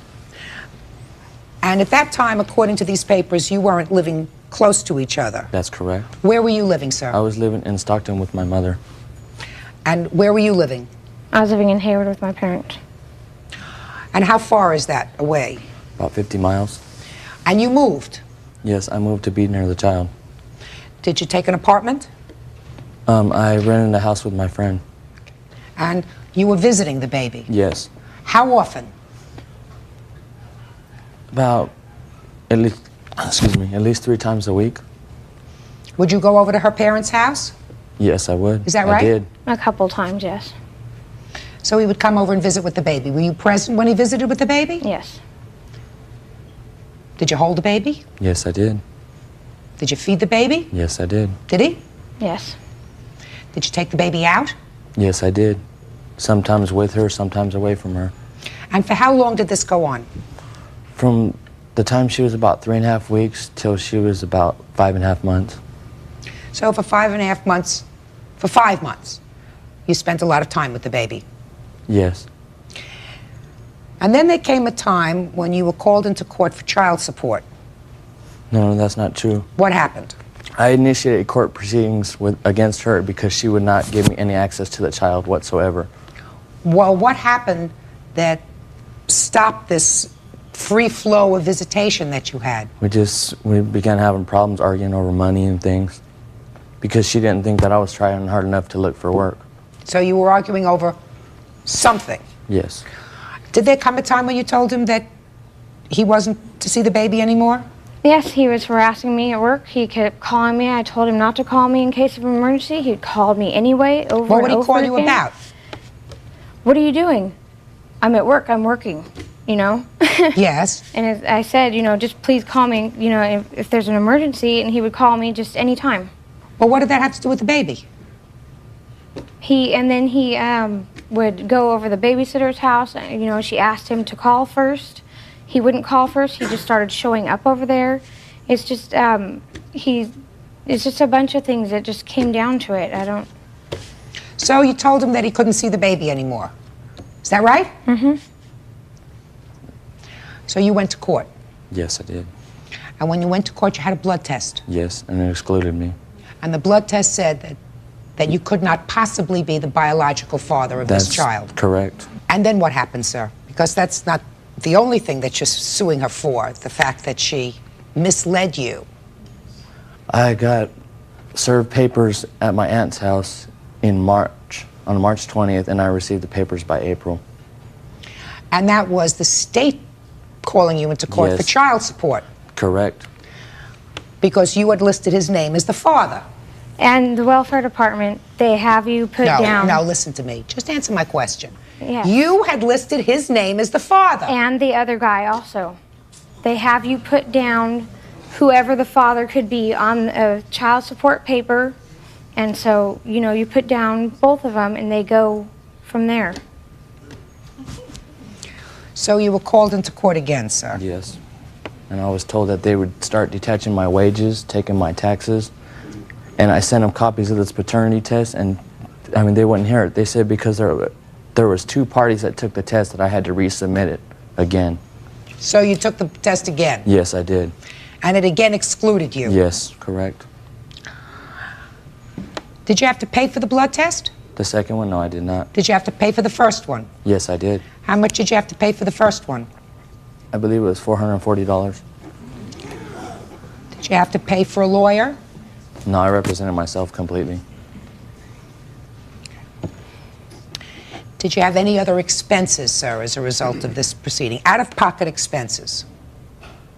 Out of my pocket? Yes. Court fees, How much were the court fees? $370. Anything else? No. Now, for my own information, Miss Gentry, what happened when they blood tested the other man who you claim that you named? They're still trying to find him. Judge Judy continues in a moment. So as painful as it is right now to you, taught you a very good lesson. You want to fool around? Cover up. Real cases, real people. Judge Judy. 25-year-old Rich Sandoval says when a court-ordered paternity test proved he was not the father of Sandy Gentry's baby, he sued for emotional stress. Sandy says she made an honest mistake and is being harassed by Mr. Sandoval. You working now? No, I'm not. Why not? I'm trying to establish where I'm living and, I'm trying to get a job, yes. Where were you working before?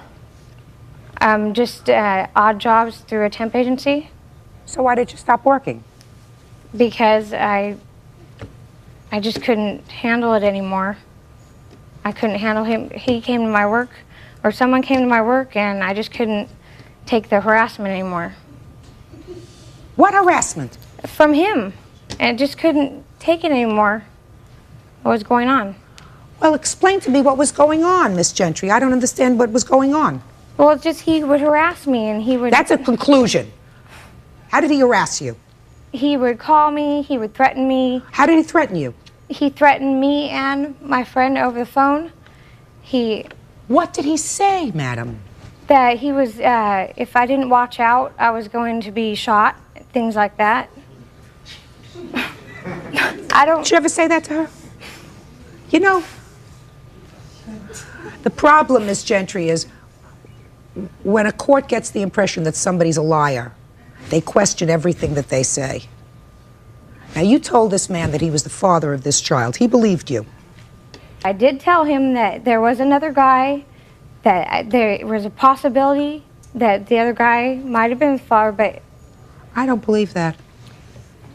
It doesn't strike me as being accurate, madam, that you gave him any suggestion whatsoever that this was not his child, because if you did, it is unlikely that he would have left his mother's house and moved to be closer to the baby, that he would have gone over and spent days with this baby, bonding with this baby, feeding her according to you, holding her, taking her out, taking her to... You're his mother? Yes. Did he used to bring the baby to your house? Yes. Visiting a grandmother, getting this whole family involved with this baby. If you had said to him, listen, there's a chance the baby's not yours, doesn't make sense. That's why I think you're a liar. And I think you're a liar when you say that he threatened to shoot you. And I do. I do. I have my witness right here. Oh, yes, step up. Yeah. Step up. Let me hear your witness. Who are you? I'm Gina. Gina what? Gina Ito. How do you know her? My brother is dating her. And your brother's dating her? Uh-huh. Another genius. Through the times that she moved out of her mother's house and was living with me for a while. What was she living with you for? To get back on her feet. But was she dating your brother at the time? Uh-huh. What do you want to tell me about these threats, madam? You have anything to tell me firsthand? For threats, yeah, he has called. He said, you better watch your back. I will get you. Okay. And under what circumstance did he say that to you? He called up. Called up for what? For no reason. Harassing. He called up for no reason. Was this child living in your house? Yes, she was. Sit down. Listen, Mr. Sandoval. Yes. When you had sexual relations with this lady, did you use protection? No, I didn't. Dumb. I know. Very dumb. You almost deserve what you get if you don't use protection. You know? True. What you got was a story that you had a child, but you could have gotten was a lot worse. That's correct. Right? Yes. And I think she's as manipulative as can be, because she let you see the baby, then she stopped you from seeing the baby, she found a new boyfriend, she moved out of her mother's house, her mother probably was fed up with her, she moved into the sister's house of the boyfriend. Sounds to me as if your baby's going to need a lot of luck. Maybe he's got a father who's off someplace else. We don't know who he is right now. We're in the third relationship that I know about. Him, the one who's in the wind, who maybe is the father, and this new boyfriend. So what are you suing for, sir? I'm suing for loss of wages from when I left in February up until present time now. Now listen. The cost that it took me to relocate from my mother's house to move down there to be near this child. Judge Judy continues in a moment. What you're saying, it does not sound logical. And if it doesn't sound logical, to me, it didn't happen. And later today, there are blue chip stocks to invest in if you want to invest your money. Rave parties are not smart. Got it? real cases, real people. Judge Judy. You're suing her for a lot of money. You want $5,000 in damages. And I don't think that there's probably any way that you're going to get $5,000, but I think she certainly has to pay you for every bit of out-of-pocket expenses that you have, plus something for punitive damages, because I think that she caused you a great deal of heartache. Yes, she did. You shaking your head no? I'm just... Huh? I just don't understand why you don't believe why that I didn't tell him that. Why don't I believe it? It's not logical. You used him for the first few months until you found somebody else. And then when you found somebody else, that's her brother, then you decided to cut him off. And when you decided to cut him off because you were too busy with another social event in your life, then he started to call and he wanted to see the baby, you were cutting him off, so he was forced at that point to go to the family court to establish his parental rights and establish visitation. That all sounds very, very logical, and what you're saying does not sound logical. And if it doesn't sound logical, to me, it didn't happen. The truth of the matter is, Mr. Sandoval, it was a good thing that she stopped you from seeing the baby, because you could have gone on for 5 years. That's correct. Been paying all kinds of child support, allowed to further bond with this baby, and you would never have known that she wasn't yours. You could have gone on for 20 years, and all of a sudden you needed a blood transfusion. You take her blood, and they say to you, sorry, this baby that you've loved for 20 years really isn't yours. So as painful as it is right now to you, it was only 5 months worth of pain at your age, and taught you a very good lesson. You want to fool around? Cover up. Judgment in this case is for the plaintiff in the amount of $2,000. That's all. Parties are excused. You may step out. Out the back, to your right, please. I guess he just wants money. I don't know what he wants. No, justice. There's a difference. Whatever. And now the next case. All parties on Light versus Betts. Step forward, please. Nancy Light is suing Ann Betts on behalf of her two children, 17-year-old Alexis and 15-year-old Aaron. Alexis and Aaron claim they invested $600 in a rave dance concert. They say they got ripped off and want their money back. Who is Alexis? That'd be me. And you are how old? I'm 17. You're her mom? Yeah. And her brother? Yeah. Why don't the two of you sit down for a moment and just leave Alexis right here? All right. According to these papers, you were planning a rave party. Is that pronounced correctly? Yes, ma'am. You're going to tell me what that is in a minute. And the plaintiff invested $600 in this party, and she received for her $600, $250 at the party's conclusion. She's suing you for the rest. Is that right? Correct. So who's going to tell me first what a rave party is? It's an all-ages, non-alcoholic dance event. It's music that usually we bring lighting and sound in, and goes from 8 p.m. until 6 or 7 a.m. Spend anywhere from $10,000 to $20,000 on a party, and it's to provide like all ages of children with things to do, kids and adults, and it's not a club scene, it's not an alcoholic thing. Is that what you do for a living, plan these parties? No, it's just an extra thing that I do. Okay. What prompted you to solicit funds from somebody who was a minor? She wanted to invest in the party. How did you know her? She comes to parties. Is that what happened? We were friends. We were somewhat close friends going into this, and I guess March before the party, she asked my brother and I, actually my brother first, if he would like to invest, which was more like a loan, not really an investment, it was a loan that we would be getting paid back, because she knew that my mom was weary about letting us loan her this money because it's a large investment. And according to your answer, at least, your defense to this lawsuit is twofold, right? You say, one, the party didn't make enough money, and second, because she's a minor, you couldn't enter into a valid contract with her. We didn't have anything in writing. It was an investment, and when you make money, you make. When you lose, you lose. It's I a have gamble. a written statement here from Ann that was given to me the night after the party. I don't know, do you want to see this, or do you want me to read it to you, what it says? Is that something you wrote to her? Yeah. Yes, ma'am. Well, read me the pertinent part. It will only take a few weeks of busting overtime and work and living clean, and you'll have my word. You'll have my word that I will have your money back ASAP. I am only sorry things didn't work out any easier. I will pay every penny back plus some interest. Thank you so much for your help and participation. Sincerely, Ann. Sound familiar? Yes. So what happened? Well, the other guy who was involved in the party stole about $3,000 from the party, and I was forced to pay back all the investment, which was like, he didn't pay any of it back, and I've paid all of it back but about $200. And since this has been written, I only owe them $200 now. There's another $150 that, of course, wasn't receipted, but she knows that I gave it to her after the last event. Yeah, she did. So that all she owes you now is $200? Yeah. All right. Judge Judy is ready to rule.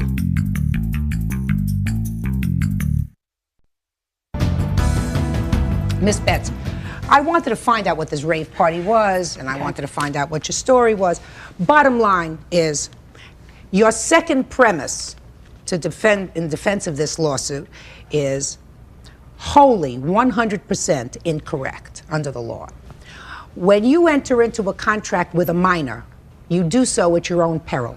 You knew she was a minor, that she is incapable of entering into a valid contract, whether it be an investment or a loan. Therefore, anyone who enters into a contract with a minor, there is no contract.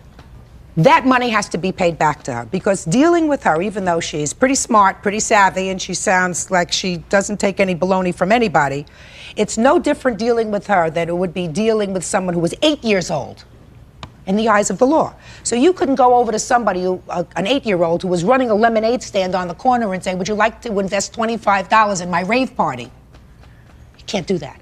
So you owe her the $200. Be smart.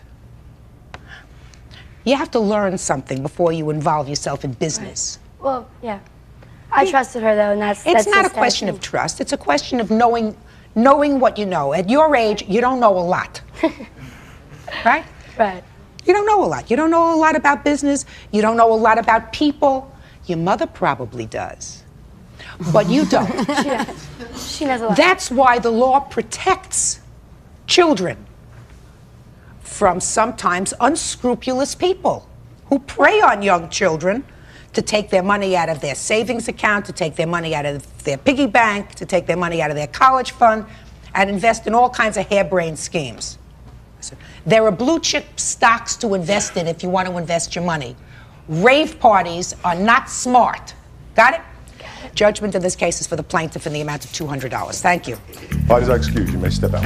Judge Judy will continue in a moment. And on the next Judge Judy.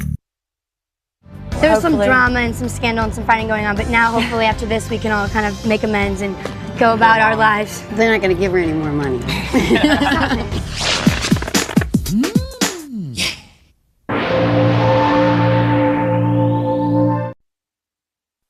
The photograph that we had was him nude. The male model agreed to sign the posters, but the Playgirl pictures weren't part of the deal. Sit down. I'm trying to show you my work, what I do for a lot of money, my livelihood. This is not an opportunity for you to impress me with your work, sir.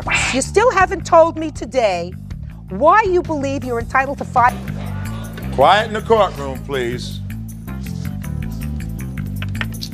Your Honor, it's number 92 on the calendar in the matter of Buzzini versus Moniz. Parties have been sworn in, Judge. You may be seated. Have a seat, sir. Have a seat.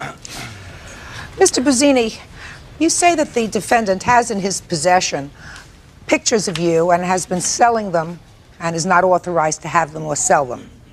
You want $5,000 in damages. Yes, Your Honor.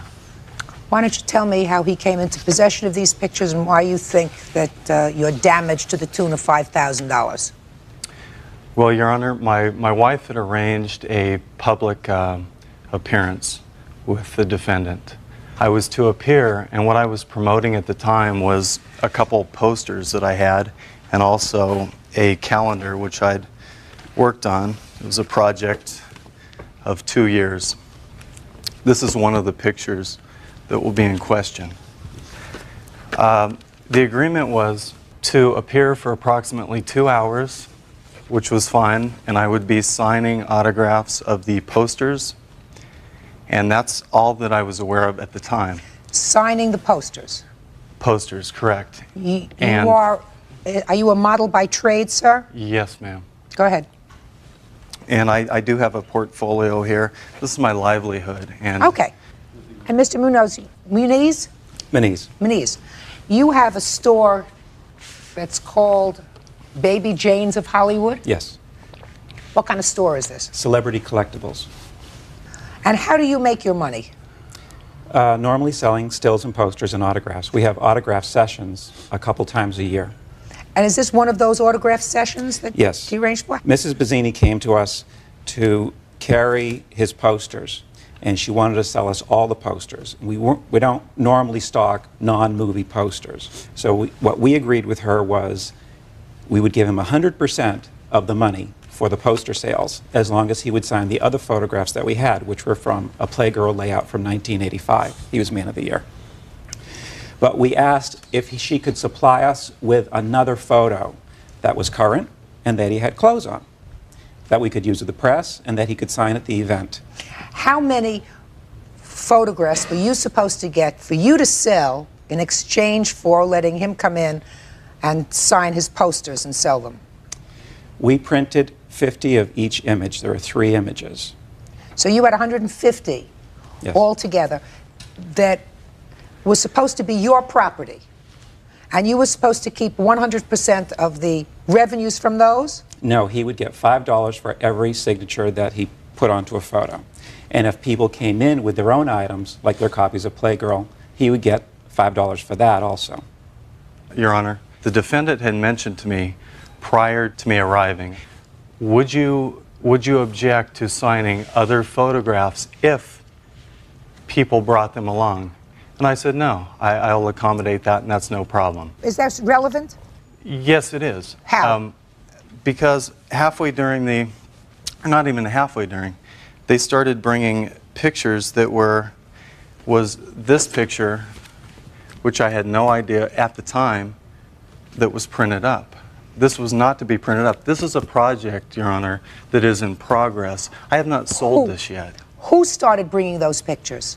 Some of the fans that were lining up had a couple. There wasn't many. Most of them were the Playgirl, which I really didn't know that was going to happen either. That they would. Well, they had to get that picture from someplace, sir. Well, they got it from Mr. Moniz, which I didn't understand. How did he get that? I gave him, not this particular picture, a larger, I believe, 11 by 14 print. My wife brought it to him to advertise that I would be there on January 11th. Your Honor, this is my livelihood. I'll just Mr. Bazzini, I'm trying to understand. I'll give you an example. No, don't give me an example. I'm not. Well, this is. Listen to me. Okay, ma'am. Put it down. Put it down. I'm trying to show you my work, what I do for a lot of money, my livelihood, to raise my children and my family. Mr. Bazzini, this is a court, sir. Evidently, from your papers, and he acknowledges that you signed a bunch of them quickly, and he kept some of them. Is that correct? No, they were. He was paid for everything that he signed. There were leftover unsigned ones. So in the interim between the December appearance and today, probably 5 photos have been sold that were unsigned. And how much did you sell them for? $15. A piece? Yes. Okay. Now, Mr. Bazzini, that's what this lawsuit is about. Those, let us just say they were 5. Even if it's 1, yes. Okay. I want you to explain to me how you were damaged for $5,000. Your Honor, if I can physically show you the type of work that I've done that has brought me this commercial reel that I have is $1 Mr. million. Bazzini, this is not an 1 opportunity million. for you to impress me with your work, sir. No. Well, I ma'am, want you to explain to me how you're damaged. You sat at a desk, sir, and signed for $5 a piece the same pictures that he sold unsigned for $15 a piece. So it's not as if you didn't give away those pictures or sell those pictures when you were sitting there. So I don't understand where you come to $5,000, sir. Ma'am, when I have a letter here, if you will, from my agent that explains what I make per image. My agreement with Mr. Moniz was entirely to promote something, correct? It was just a minute, Mr. Bazzini, you're not following me. This is not a situation where they're invading your privacy, that they're using unauthorized pictures of you, that they're doing something in an underhanded fashion. They had some leftover pictures. You shouldn't have done that. You acknowledge, sir, that you shouldn't have sold those pictures. That wasn't part of your agreement. Well, in movie memorabilia, that's what everything is the leftover pictures from press kits. And I know, but was it your understanding with his wife that you could keep those? I understood that we could. If Okay. it was a problem, he's more than, I mean, we could love to destroy the you want to photos say for you. something? I'm the co-owner of Baby This Jane is of Hollywood. Roy Wyndham. Yes. And our entire agreement with Mr. Bazzini appearing was through his wife. We never once talked to Mr. Bazzini on the phone before the signing. That's a lie. I kept asking the wife, actually talking to a machine, saying that we need a current photograph for the day of the signing, and we needed a current photograph of him so we could advertise it, because the photograph that we had was him nude. And we can't advertise those in local newspapers. Judge Judy continues in a moment. I think your ego maybe is a little too big. You know, our story is Baby Jane of Hollywood, not Brian Bazzini of Hollywood. And later today, I don't think that once you pass the age of 2 or 3, you ought to show your rear end in public. So you keep the photographs. Yes, I will. real cases, real people. Judge Judy. 34-year-old model Brian Bazzini is suing the owner of Baby Jane's of Hollywood, Charles Muniz, for selling unauthorized photographs. Mr. Muniz says it was an oversight and not done out of malice. We're talking about the leftover pictures, pictures that you made extra of that were not used at the signing. Correct. That he is angry about because he said he was not paid for those pictures. We paid for everything to be printed, we paid for everything to be made, and when he came in, everything was available for customers to purchase that day, and he saw the quantity that we had of each. So? And the remainder was there to be sold. Well, but that's what he's saying. He's saying it was not his understanding that the remainder was going to stay with you to be sold. Is that what you're Your complaining Honor, about? I didn't even know that these pictures existed, and if you could put yourself in the situation, you have Where's 100 your people wife? in line. Where's your wife? My wife was with my children. Just a second. She was 9 months pregnant. Where's your at wife the time. today? Today she's with my daughter at the doctor. Mr. Bazzini, Oh, I think you want to that- tell me what doctor it is? I'll give him a call. Oh, I don't know. Huh? I'm good at that. You want to tell me what doctor? Your wife was there, and your wife was the one who negotiated with these people what they were supposed to do. We haven't.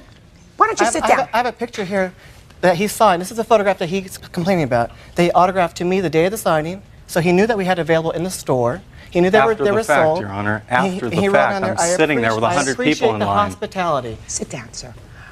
Oh, Your We're Honor, reaching a point, sir, I where have I'm getting frustrated because I'm right- getting frustrated also. I have 100 people in line. I can't stop it. I'll look like a damn prima donna. Pardon me. I look like a prima donna. I mean, what am I supposed to do? These pictures are starting to come. It's my understanding that I'm selling posters. I've traveled all over the world, and if you'd allow me to show you something, I could give you an idea of what I make. Sir, I this make is not an opportunity to you. $5,000 This is not an opportunity per appearance. Not $5. I was doing that more as a favor and to get something circulated. Mr. Bazzini, with a new. you're full of with a new baloney. Let me tell you why Well, you're full of baloney, sir. I've got letters. Let me there. tell you And I've why got you're full of everything baloney, else sir. there. You're full Tell of me. baloney, A, because your wife entered into these negotiations. You did not. Your wife is not here today. There's a reason for it, and it's not because she's with the doctor with your child. 2, you still Where's she haven't at, Brad? told me today why you believe you're entitled to $5,000. Your complaint is that he sold the pictures without your autograph, 5 of them, and you say that you're damaged to the tune of $5,000 when you sat there yourself and signed the same pictures for $5 a piece. Can I clarify something? Go ahead.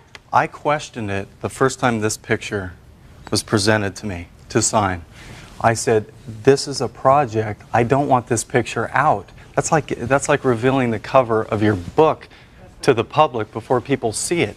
I questioned it. They said it's for a few of your wonderful fans or your best fans. Somebody said that, and I said, how do you define who's the best fan here? And I said, okay, fine. I mean, I'm sitting there in front of a bunch of people, ma'am. I don't want to make a ruckus. Just a second. So you said, okay, fine, and you signed them. The alternative was to walk out. Does that make me look? That doesn't make me look too great in front of people that sat in line for me, Your Honor. Sir. I mean, that's your option. If they presented you with pictures and you didn't want to sign them, you could have said, I'm not signing those. I'm just signing my posters, or I'll sign the photographs that people come with. Well, that's good publicity. Fine. You sold 5 pictures of him? Yes. And you sold them for $15 a piece? Yes. Ma'am, can I just show you a letter from my agent? No. To give you an idea? I mean, absolutely not. I'm not interested in a letter from your agent. That is billboards all over the world for 5, 10, 20 grand. Mr. Bozzini, how much did you make for the... Hey. Pardon me? How much did you make for the whole day? Somewhere around $700-800. That's not $5,000, sir. So it seems that at least on some occasions you work for less than $5,000 a day. The judgment in this case is for the plaintiff in the amount of $75, which is the amount of the 5 pictures, the most that you sold. Fares at $15 a piece. That's all. Parties are excused. Step out, please. No witness.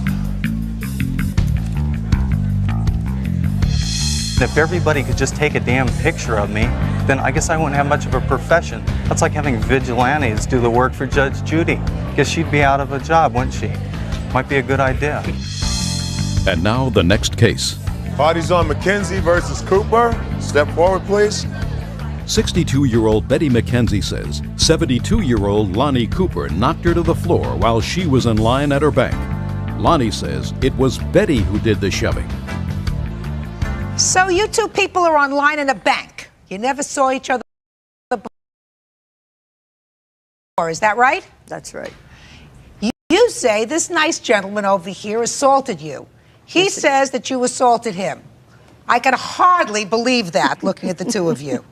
So, Miss McKenzie, let me hear your version of what happened at this bank. Okay. He was on my right. You're online?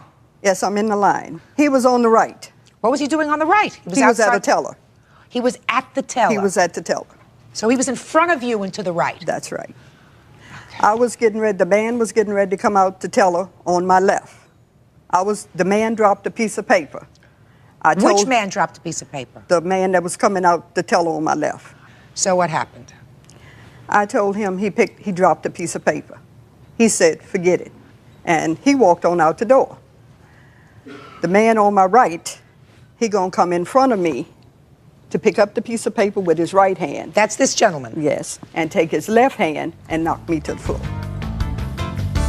Judge Judy continues in a moment.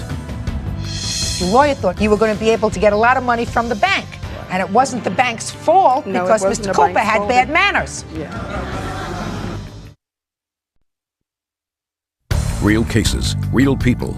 Judge Judy. 62-year-old Betty McKenzie says while standing in line at her bank, 72-year-old Lonnie Cooper knocked her to the floor. Mr. Cooper denies any wrongdoing and claims Ms. McKenzie was the one who caused the disturbance. Mr. Cooper? Yeah. In the first place, it was on the right-hand side of the teller, and the fellow, the elderly gentleman in front of me, dropped most of his stuff, and I reached down to try to help him, and she busted on past, and I did this to her. I didn't know what it was, and in turn, she wound up over in there. What do you mean, Mr. Cooper? She brushed on past you. Well, she was behind me, so she didn't have no business in front of me. Just a second. What do you mean she brushed on past you, Mr. Cooper? Yeah, just like that. And who is this? It's a witness. Is that your witness? Character witness. I'm not interested in a character witness. I assume that you're both characters. Because anybody who can get involved in this is got to be a character. Now listen to me. You stand up for a second. I want you to show me how she brushed on past you. Come on. See You're her. So tell me, show me what she did to you. The elderly gentleman was up front. Right. And I was here and trying to help him with his stuff. Right. And then she come come past me, and I shoved her like that, and she went over into the. Right. See, she was behind me. She I wasn't in understand front of that, me. sir. Mr. Cooper, step back to where the microphone is. Sit down. Mr. Cooper, why did you push her? She came brushed past. I told you I was standing in front, trying to help the fella, which the paper was on the floor. Why did you push her? I didn't push. She came past just like that. No, you pushed her. You just told me that you pushed her. But it was on the right-hand side. I don't she care if came right, back. left, middle. It doesn't make any difference, Mr. Cooper. You pushed this lady down. You had no right to do that, sir. Well? Yes, that's what you told me. You told me that you pushed her. And she fell. She's not 12 years old. You pushed the lady, she fell down. Go around pushing women. Well, but you did push and her, if she had sir. acted like a lady and stayed in line like she's supposed to, this would never be happening. Mr. Cooper, you are not shh. Order. Mr. Cooper, you are not a behavior monitor. A bank behavior monitor. If she did something wrong, you might have said something to her, but you had no right to push her. Now, Miss McKenzie, my question to you is I didn't intend to push her. I wouldn't have to push her if she had stayed back there where she was supposed to be. Okay. I understand what you're saying, Mr. Cooper. You're not following me, sir. Okay. Miss McKenzie, you say you were injured. Yes, How were I you was. injured, madam? Like I said, he pushed me to the floor hard. My ear, my back, my legs, I got photos of it. Can I see it, please?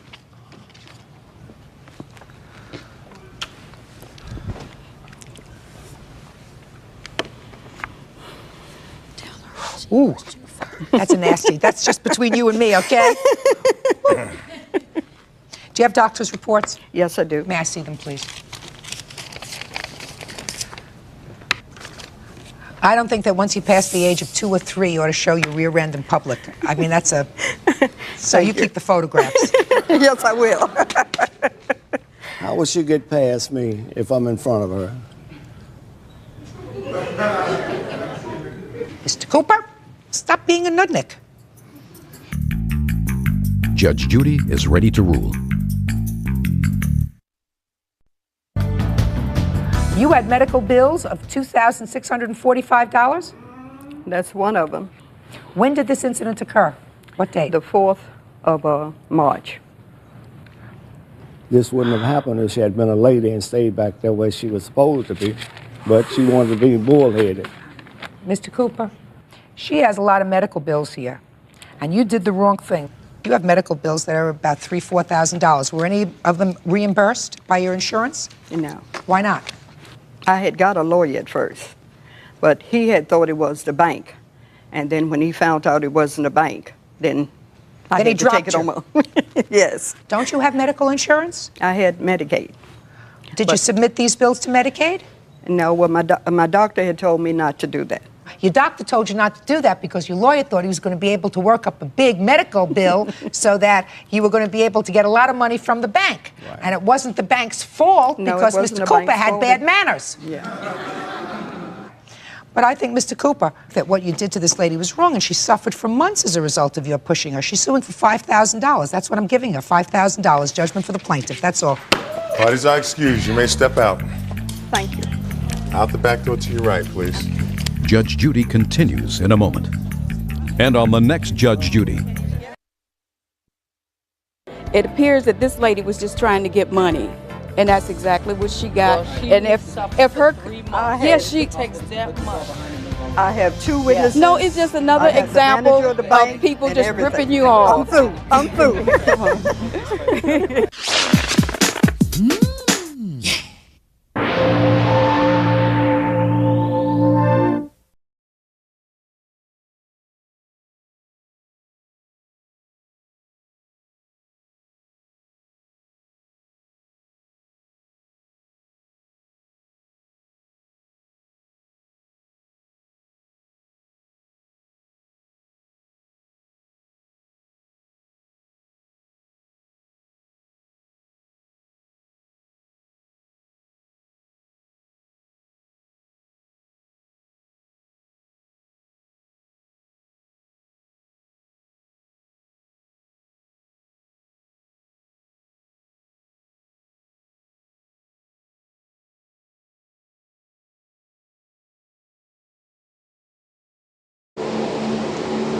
अभी दोस्तों ticket कटा लिया है और एक person का लिया दोस्तों 200 रुपया।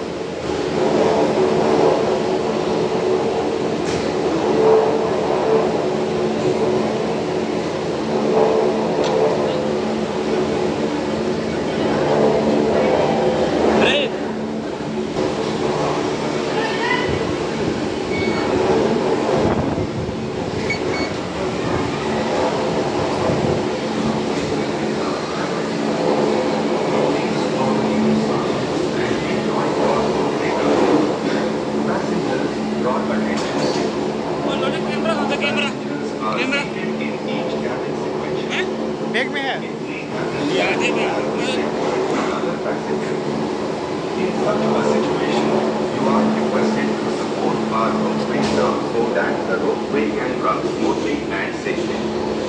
After sitting in the cabin, do not stand inside the cabin.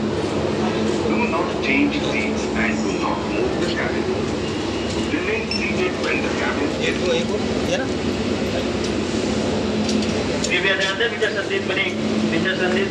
Sir ये मेरे साथ में नहीं है। बाप रे बड़ा जानदार देखिएगा इस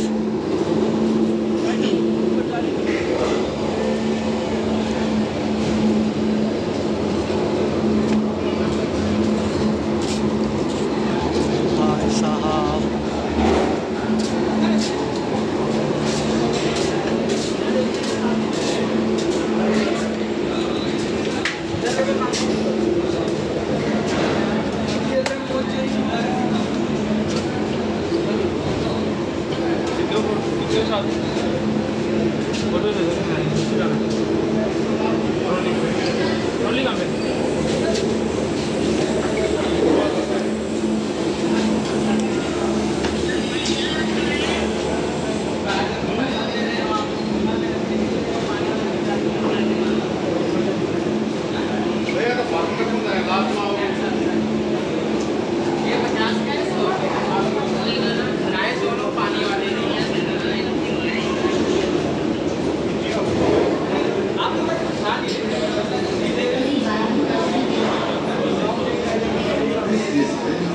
चलो भाई चलो जल्दी है भाई आगे कर यार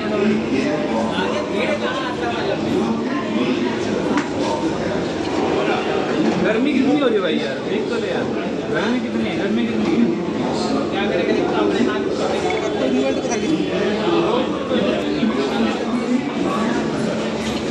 प्रसाद नहीं मिलेंगे पानी का नाम दे रहे हैं 50 रुपए का है 100 रुपए का ये फ्री में मंदिर कह रहे हैं बस वही काफ़ी है। हर चीज़ उपलब्ध रहेगी भैया प्रसाद नहीं मिलेगा पानी का नाम आगे बढ़ेगा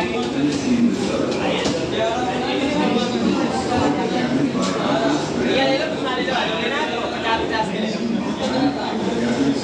मंदिर में चढ़ाओ तो ना ही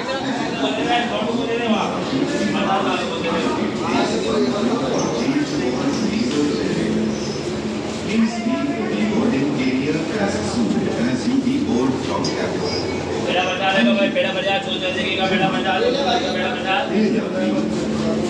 उषा ब्रेको लिमिटेड आपका स्वागत करता है।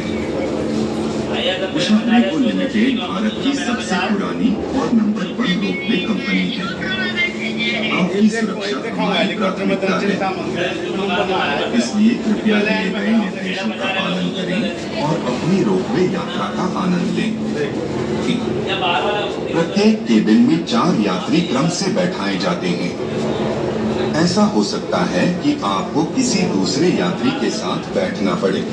ऐसे में आपसे अनुरोध है कि हमारे रोपवे स्टाफ का सहयोग करें ताकि रोपवे सुचारू और सुरक्षित रूप से चल सके। केबिन में बैठने के बाद केबिन के अंदर खड़े न हों, सीट न बदलें और केबिन को न हिलाएं। केबिन चलते समय बैठे रहें। यह आपकी सुरक्षा के लिए बहुत महत्वपूर्ण है। केबिन में बैठते समय अपने सिर का ख्याल रखें। आपका सिर केबिन की छत से टकरा सकता है। कृपया दरवाजे पर झुके या खड़े के साथ एक वयस्क अवश्य होना चाहिए। धूमपान निषेध है। केबिन में ज्वलनशील पदार्थ ले जाना वर्जित है। एक व्यक्ति केवल 5 किलो व्यक्तिगत सामान ले जा सकता है। कृपया यात्रा समाप्त होने तक अपना टिकट संभाल कर रखें।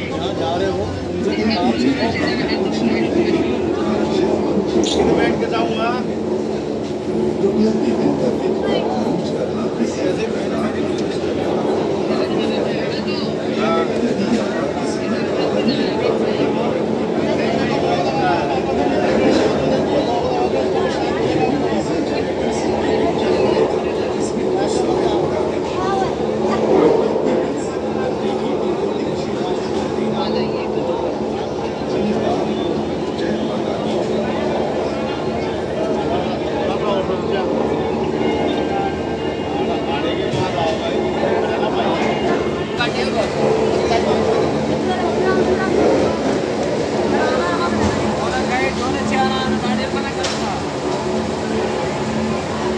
देख ले पीछे पीछे लिए सारा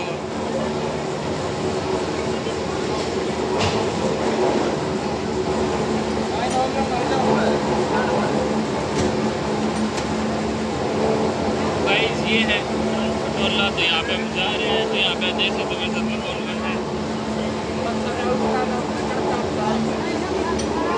3 जने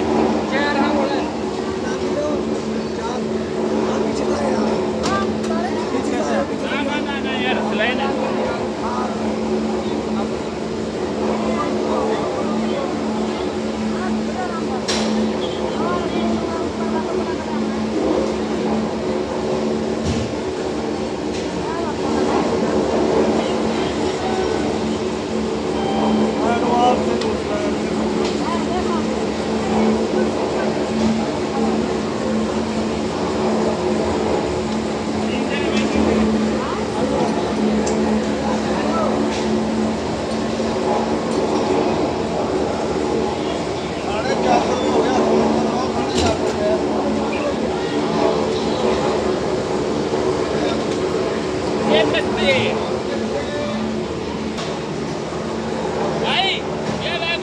भाई मेरी वीडियो बना ले। एक हाथ से वीडियो बना तो कैमरा में देख यार। तो गाइस आज हम जा रहे हैं ऊपर भाई नीचे इधर देख इधर कैमरे में भाई नीचे कैमरे में देख। हाँ तेरी हाथ तो मैं बना दूंगा। तो गाइस अभी ना हम झूले में बैठे हैं और अभी हम ऊपर पहुंच जाएंगे सिर्फ 2 सेकंड के अंदर ही। इतना टाइम लगता है हमें।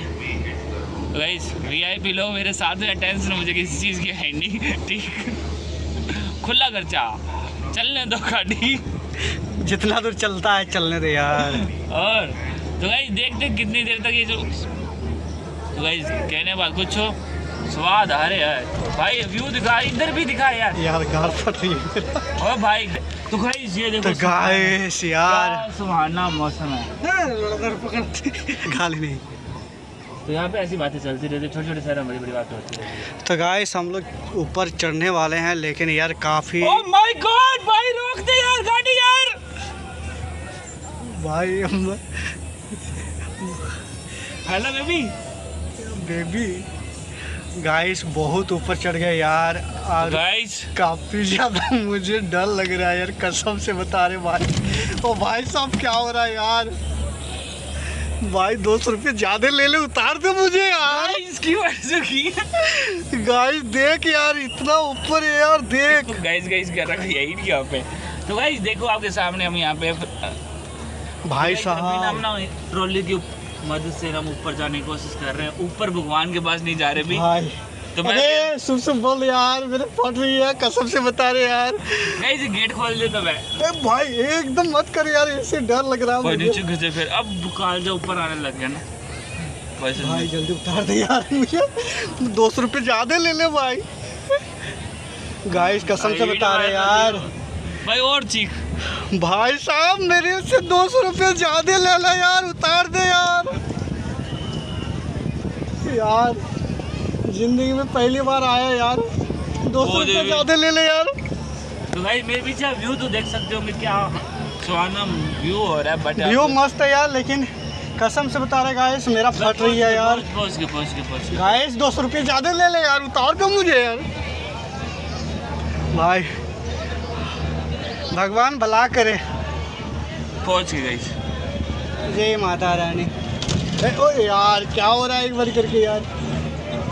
तो गाइस ये देखो कितना